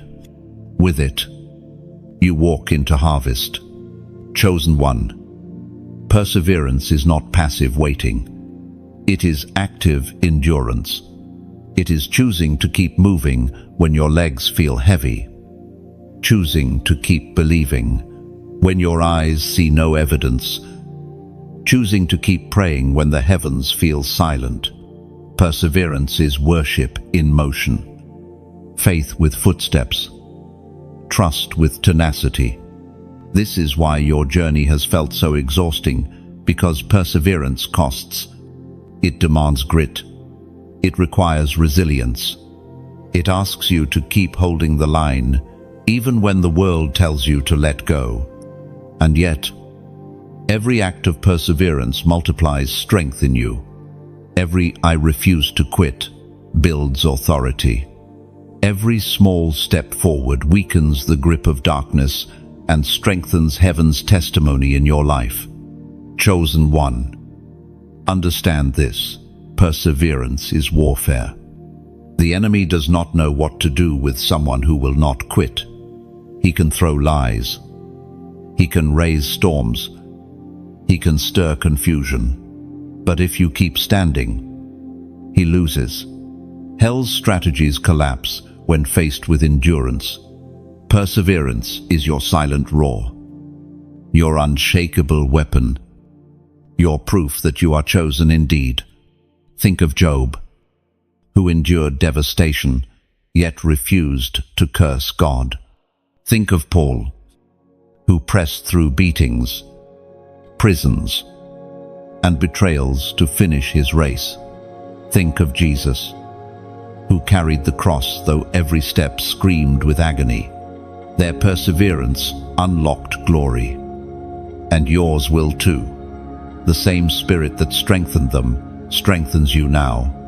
Chosen one, I know you are tired, but do not confuse tiredness with failure. Fatigue means you have fought long, not that you have lost. Even now, heaven sends fresh strength. Even now, the Spirit breathes renewal into your bones. Even now, your perseverance is writing a testimony that generations after, you will remember. This is why you cannot stop here. You are too close to breakthrough. Too much has been sown to walk away now. Too many prayers have been prayed. Too many nights endured. Too many battles fought. To quit here would be to surrender everything at the edge of victory.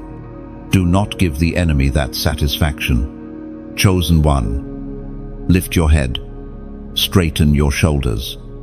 Remind your soul of this truth. You are not weak, you are a warrior. You are not abandoned, you are anointed.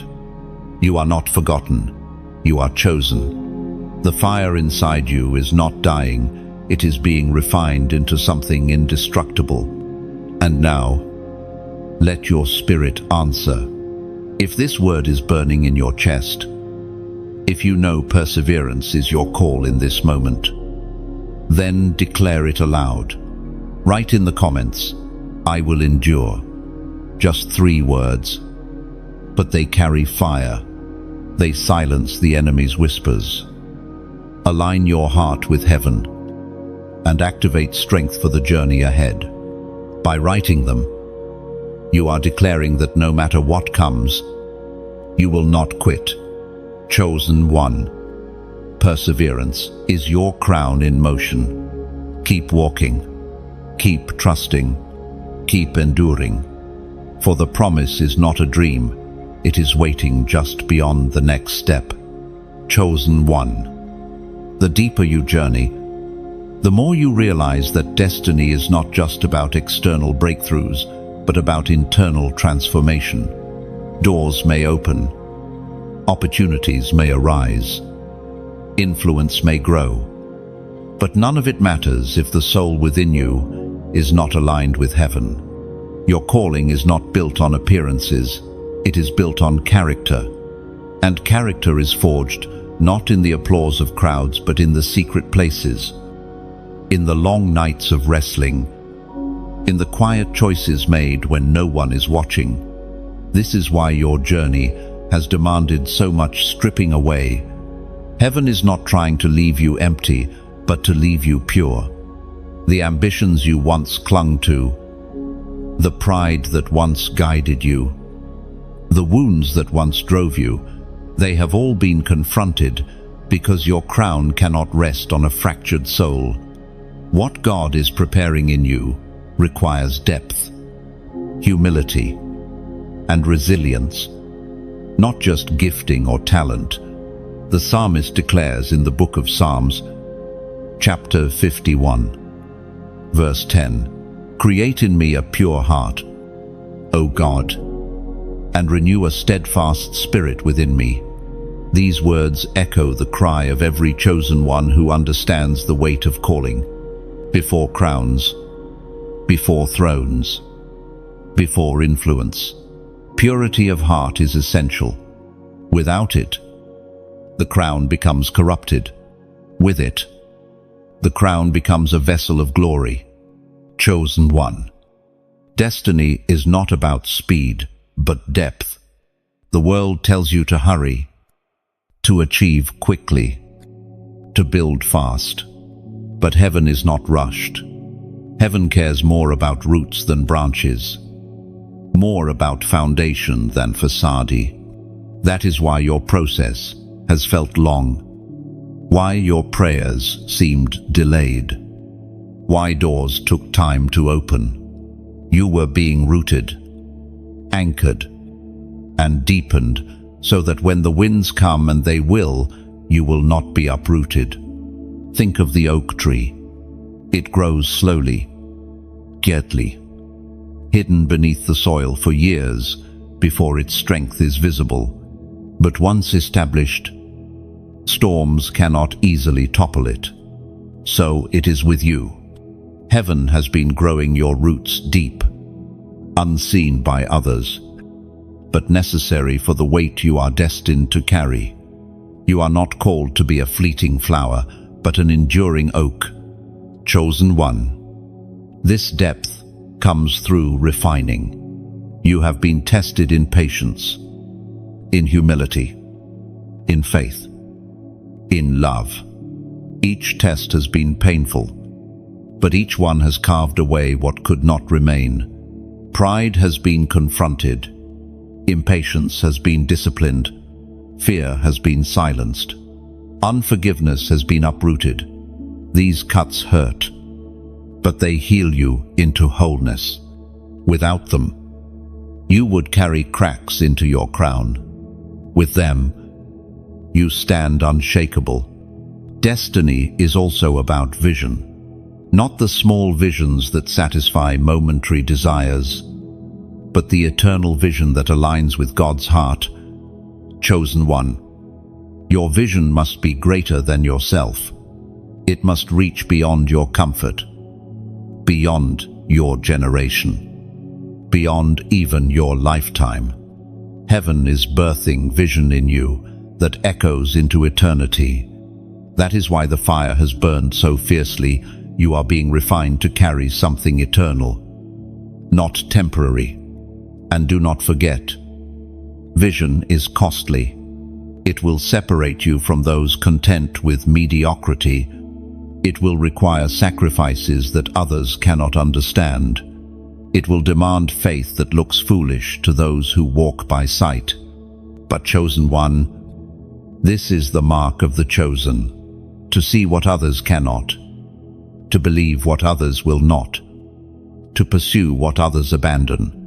Your vision is heaven's gift, but it is also your responsibility to guard it, nurture it, and pursue it with relentless obedience. Chosen one. In this place of depth and vision, you will also encounter silence. Heaven's silence is not rejection, it is training. Silence forces you to anchor in what you already know, not in what you feel. It teaches you to walk by faith, not by sight. It matures you so that your trust is no longer dependent on constant reassurance, but on the unshakable knowledge of who God is. Consider Jesus in the wilderness. 40 days of silence, 40 days of testing, 40 days of confrontation with the enemy. Yet, out of that silence, he emerged in power. Silence is not emptiness, it is preparation. Do not despise it, for in it you are being sharpened. Chosen one. Destiny also requires resilience. There will be setbacks, betrayals, disappointments, and losses. But resilience transforms these into stepping stones rather than stumbling blocks. Every time you rose after a fall, every time you forgave when it hurt, every time you pressed on despite pain, you were building resilience. This resilience is now your armor, enabling you to stand firm no matter what comes. And remember this, Resilience does not mean you never weep, never feel weary, never question. It means you never stay down. You may cry, but you rise. You may doubt, but you choose faith. You may stumble, but you keep walking. That is resilience, the refusal to let the story end in defeat. Chosen one. Destiny is not about avoiding pain, but transforming it. The wounds you carry are not wasted. They become wells of compassion, empathy, and authority. Where you have been broken, you now carry healing. Where you were once captive, you now carry freedom. Where you were once rejected, you now carry acceptance. Every pain transformed becomes power in your hands. This transformation is why your crown will shine so brightly. It will not shine because of gold or jewels, but because it reflects the story of endurance, of grace, of transformation. Your crown is not just a reward, it is a testimony. When others see it, they will see not only what you gained, but what you overcame. And finally, chosen one. Destiny is about finishing well. Many start strong, but few endure to the end. The wide road is crowded with those who gave up, who compromised, who turned aside. But the narrow road is marked by those who refused to quit, who fought until the last breath, who carried their cross to the very end. You are called to be among the few, not the many. Lift your head. Chosen one. Do not measure yourself by how far you still must go, but by how far you have already come. Every step has been worth it. Every sacrifice has been recorded. Every battle has been shaping you. The crown is near. The finish line is closer than you realize. And the glory awaiting you outweighs every tear you have shed. You are chosen. You are called. You are being refined into an eternal vessel of honor. Do not stop. Do not doubt. Do not shrink back. For your destiny is certain, your crown assured, and your story already written in heaven's book of life. Chosen one. There is a mystery in the way heaven works that often confounds the human heart. Strength is born in weakness. Glory emerges through suffering, and true authority is forged in humility. The world celebrates power that dominates, but heaven celebrates power that serves.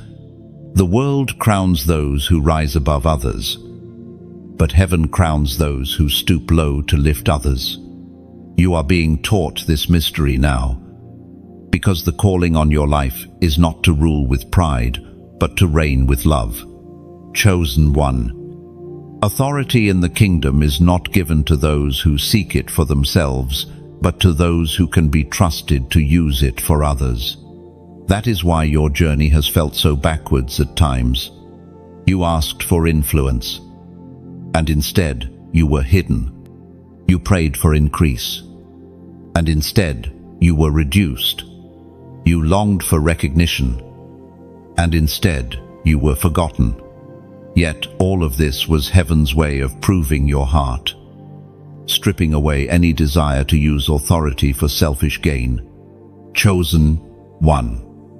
Heaven's training often feels like contradiction because it confronts the natural instincts of your heart.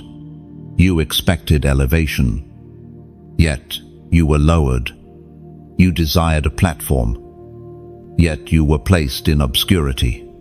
You longed for affirmation, yet you were met with silence. But these contradictions were not punishment, they were chiseling tools.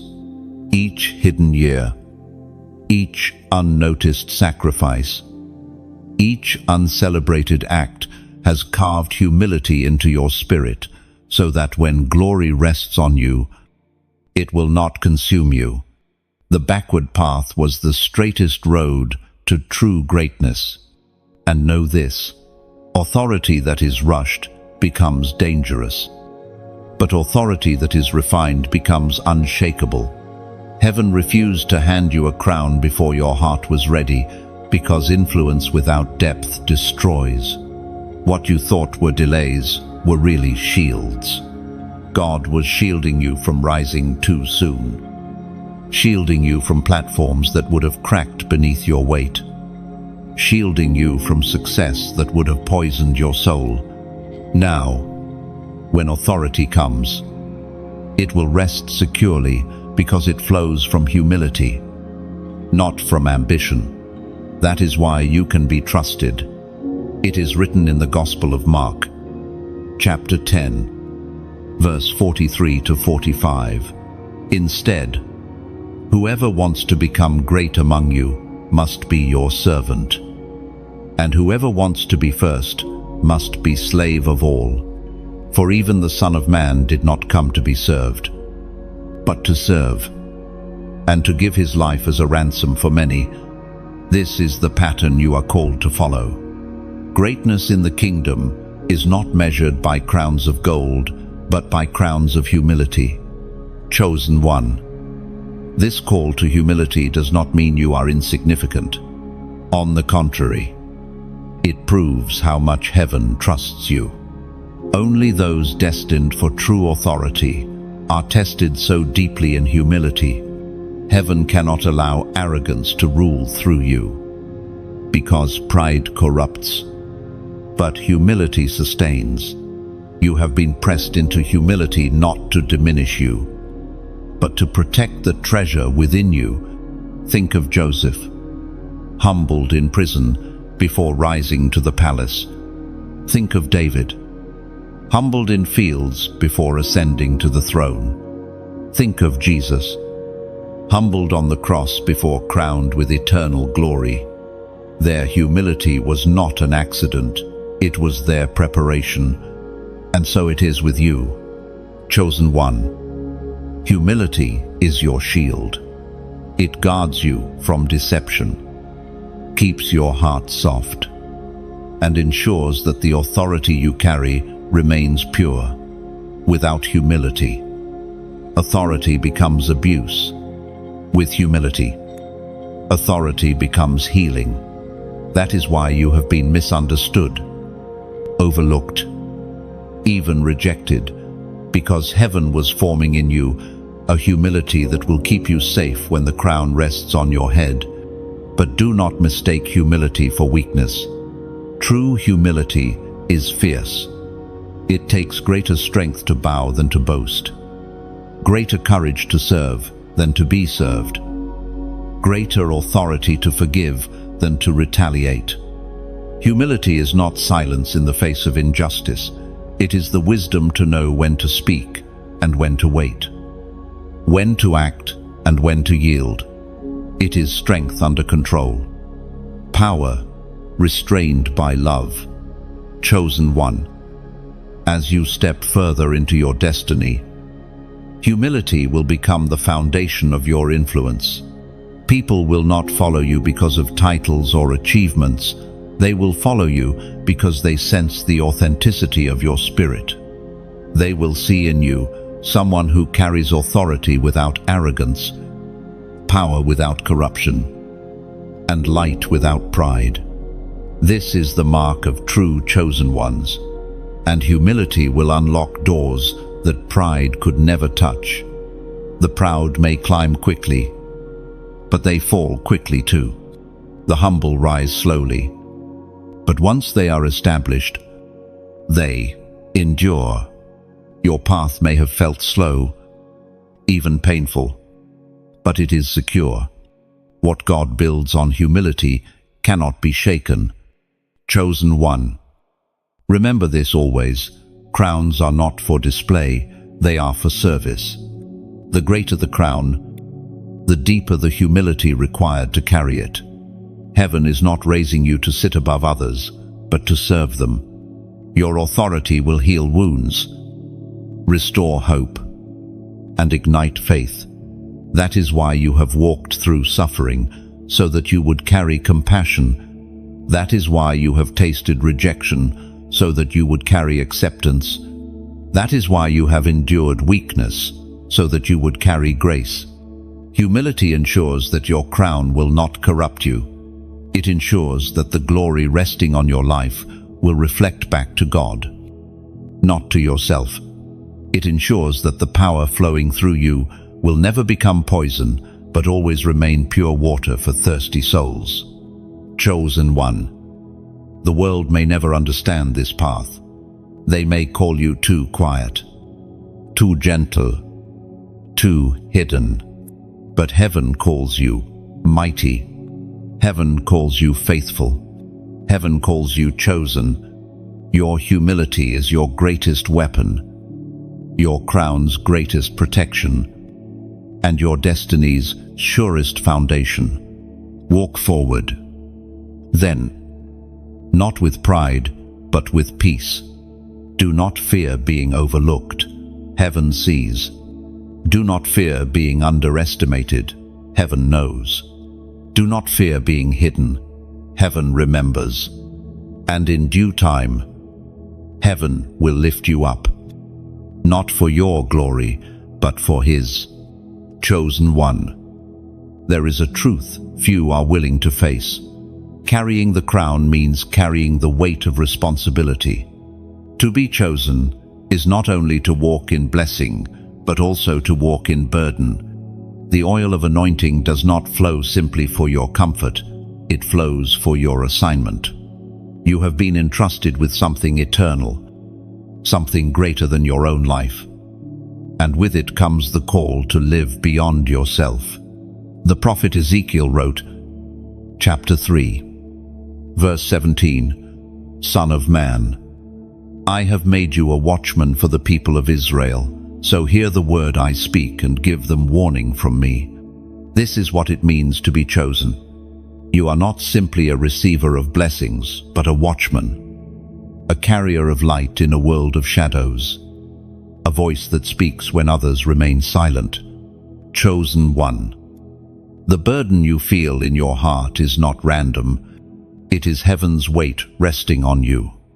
When you sense injustice and cannot ignore it, when you feel the pain of others as though it were your own, when you are stirred awake in the night to pray for people you barely know, these are not coincidences.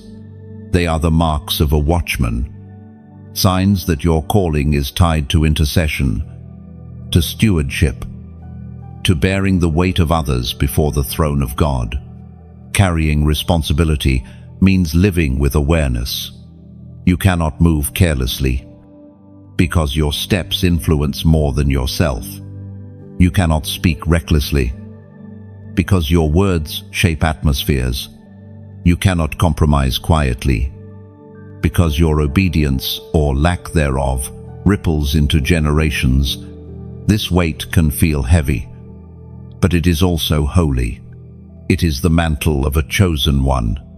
Think of Moses, who carried the burden of an entire nation, his shoulders bent under the weight of their complaints, their rebellions, their fears. Yet God entrusted him with that burden because his heart burned with compassion for his people. Think of Nehemiah, who wept at the ruins of Jerusalem until he rose to rebuild. His tears were not weakness, they were the fuel of responsibility. Think of Paul, who declared that he carried the churches in his heart like children. Their struggles became his struggles, their victories his joy. Chosen one, you too carry weight. You may not yet see its full expression, but it is there. The heaviness you sometimes feel without reason, the groaning of your spirit, the urgency you cannot explain. These are signs that heaven has placed responsibility in your hands. Do not run from it. Do not despise it. This weight is proof of your crown. But let me remind you, responsibility is not meant to crush you. It is meant to refine you. You are not called to carry it alone. The same God who placed the burden on your shoulders strengthens your arms to bear it. When you feel overwhelmed, lean into His presence. When the weight feels unbearable, cast it at His feet. Responsibility becomes unbearable only when you try to carry it in your own strength. Chosen one. Responsibility also requires sacrifice. To protect your assignment, you will walk differently than others. You will say no when others say yes. You will rise early when others sleep. You will guard your words when others speak freely. This consecration is not punishment, it is protection. The greater the assignment, the stricter the discipline. Heaven cannot afford for you to live carelessly when your destiny impacts so many. Do not envy those who live without restraint. Their road may seem easier, but it is also emptier. You are set apart for something greater.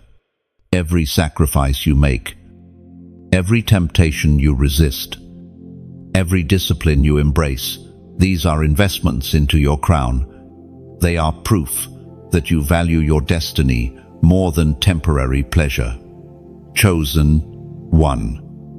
Your crown is not for display but for stewardship. You are entrusted with people, with places, with assignments.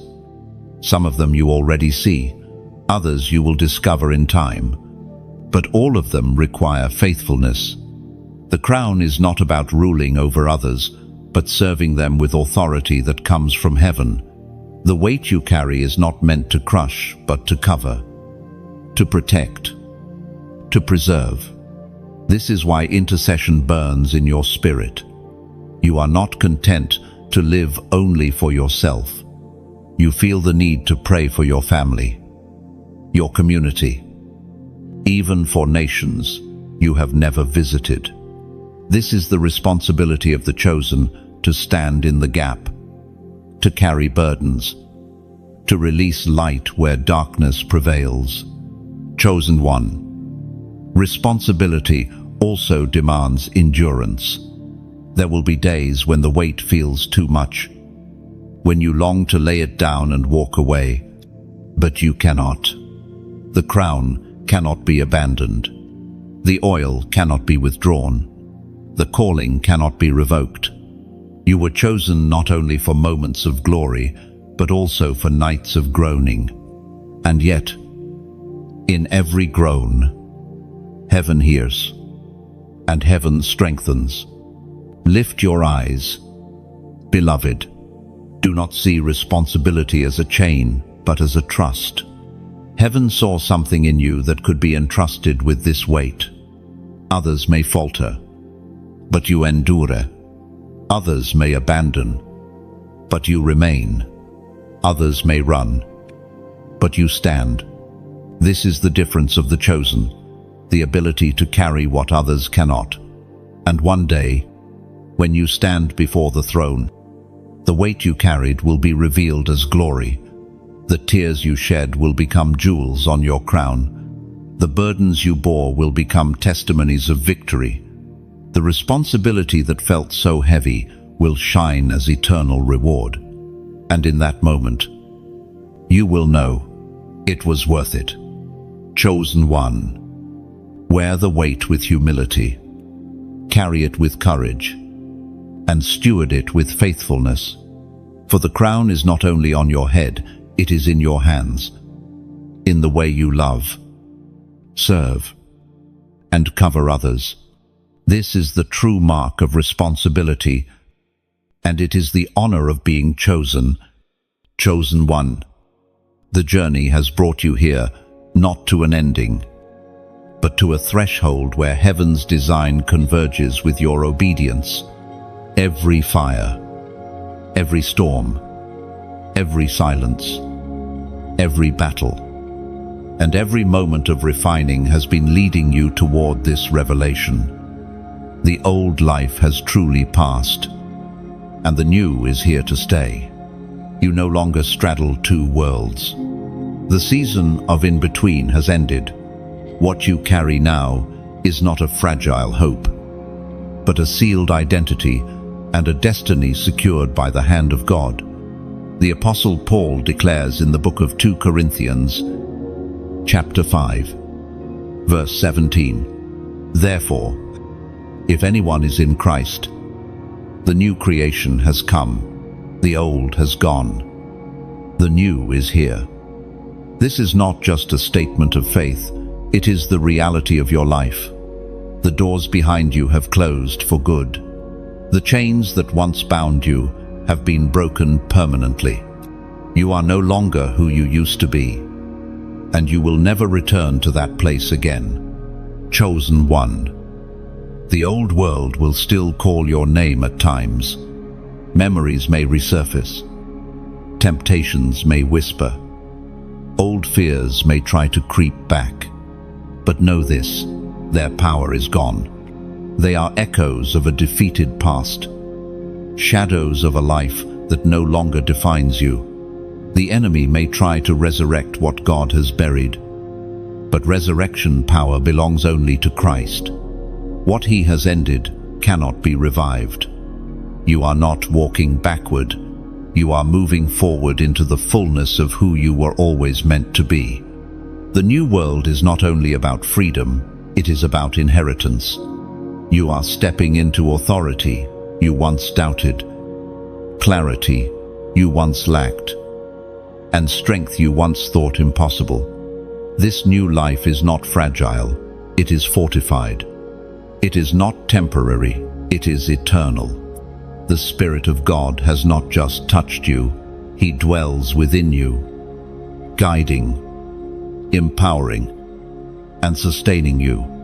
This indwelling is the guarantee that you will not slip back into the shadows, for light now governs your path. Chosen one. Every tear you sowed has become seed. Every sacrifice you made has become foundation. Every battle you fought has become testimony. The wilderness did not waste you, it prepared you. The fire did not consume you, it purified you. The storms did not drown you, they revealed the strength of the one who walks on water. All of it has converged into this moment where you stand, crowned not only with promise, but with proof. This is why heaven calls you forward now, with boldness. You are no longer one waiting at the edge of promise, you are one carrying it. You are no longer one who wonders if you are chosen, you are the embodiment of it. The light within you terrifies darkness, and the authority upon you dismantles lies. You have crossed over, and the new world is not ahead of you, it is beneath your feet. In every step you take, chosen one, this truth must settle in your soul. You are unshakable because your foundation is eternal. The systems of this world may shake. Voices may rise against you. Storms may still come. But none of these can uproot you. You are anchored in the unmovable rock of Christ. You no longer live as one trying to survive. You live as one destined to reign. Your crown is not a future hope, but a present reality. And yet, this crown is not for display. It is for impact. The new life you carry is not only for your own joy, but for the liberation of others. You are now a torchbearer, carrying light into places still bound in shadows. You are a voice that disrupts lies, a presence that dismantles darkness, a living testimony that no chain is too strong for God to break. Your transformation is the seed of transformation for many. Chosen one. Lift your eyes and see. The field before you is vast. The old life is gone, and the world is waiting for the manifestation of the new you. Creation itself groans for the sons and daughters of God to be revealed, and you are among them. You are the revelation of answered prayers, the fulfillment of promises, the embodiment of hope. Heaven has entrusted you with this moment, not for your comfort, but for your calling. The road ahead will still carry challenges, But you are no longer the same traveler. You now walk clothed in authority, girded with truth, shielded by faith, and armed with the Word of God. The challenges will not diminish you. They will only magnify what has already been formed within you. Every obstacle will become another testimony. Every trial, another proof. Every battle, another crown added to your inheritance. Chosen one, this is the time to walk boldly in your identity. Do not shrink back into false humility. Do not second-guess what heaven has sealed.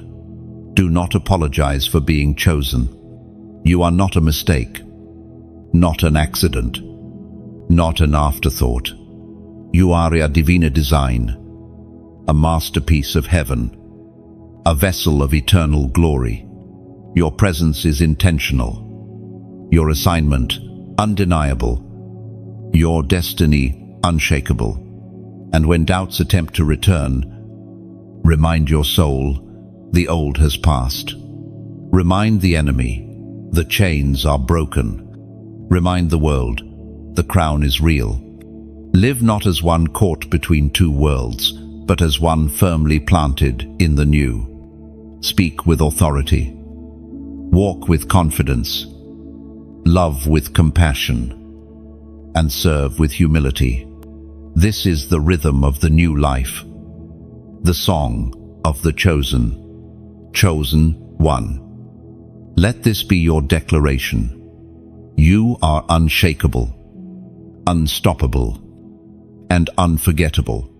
You are crowned not only with glory, but with purpose. The old world is a memory, and the new world is your home. And as you walk forward, know this truth will echo through every step. You are chosen, you are sealed, and you are forever marked by the hand of God. Chosen one. If you have walked with me through every word, through every section, through every whisper of heaven's voice, then you know this journey was never random. It was not just a collection of messages, it was a roadmap for your destiny. A divine scroll unrolled before your eyes. Every moment you paused to read was itself an appointment. Every phrase, a reminder. Every scripture, a confirmation. You are not the same person you were when you began. The old life has been peeled away, and the new identity shines brightly within you. Chosen one. Take a breath and recognize how far you have come. You have faced valleys of despair, mountains of resistance, deserts of silence, and fires of refinement. Yet you are still here, stronger, sharper, purer, and clearer. You carry scars, but they are not signs of defeat. They are marks of survival, proof of endurance, testimonies of victory. Each one speaks, declaring, I made it, and I am still chosen. End quote. The road ahead is not without challenge, but you no longer walk as one who is half-formed. You are equipped.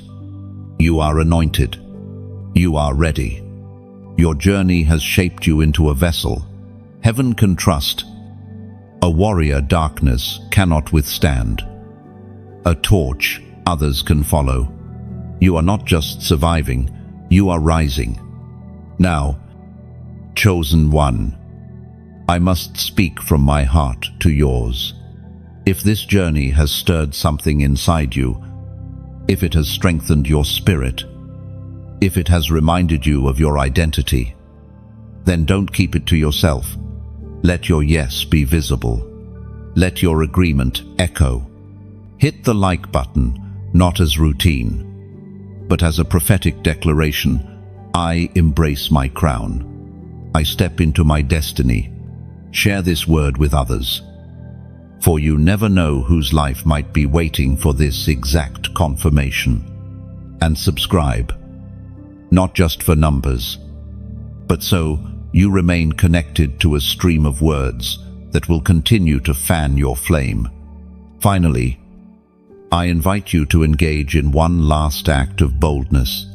Comment below. Let your heart speak. Write what this journey has meant to you, even if it is just a sentence, even if it is just a whisper of gratitude, for your comment is not merely text, it is testimony. It becomes a stone of remembrance, a marker in the spirit that says, I was here, I heard, I received, I will never be the same. Vint, chosen one. You have endured, you have overcome, you have stepped out of the old and into the new. Heaven has marked you, earth will feel your impact, and eternity will echo with your obedience. Stand tall, for you are crowned, chosen, and unstoppable.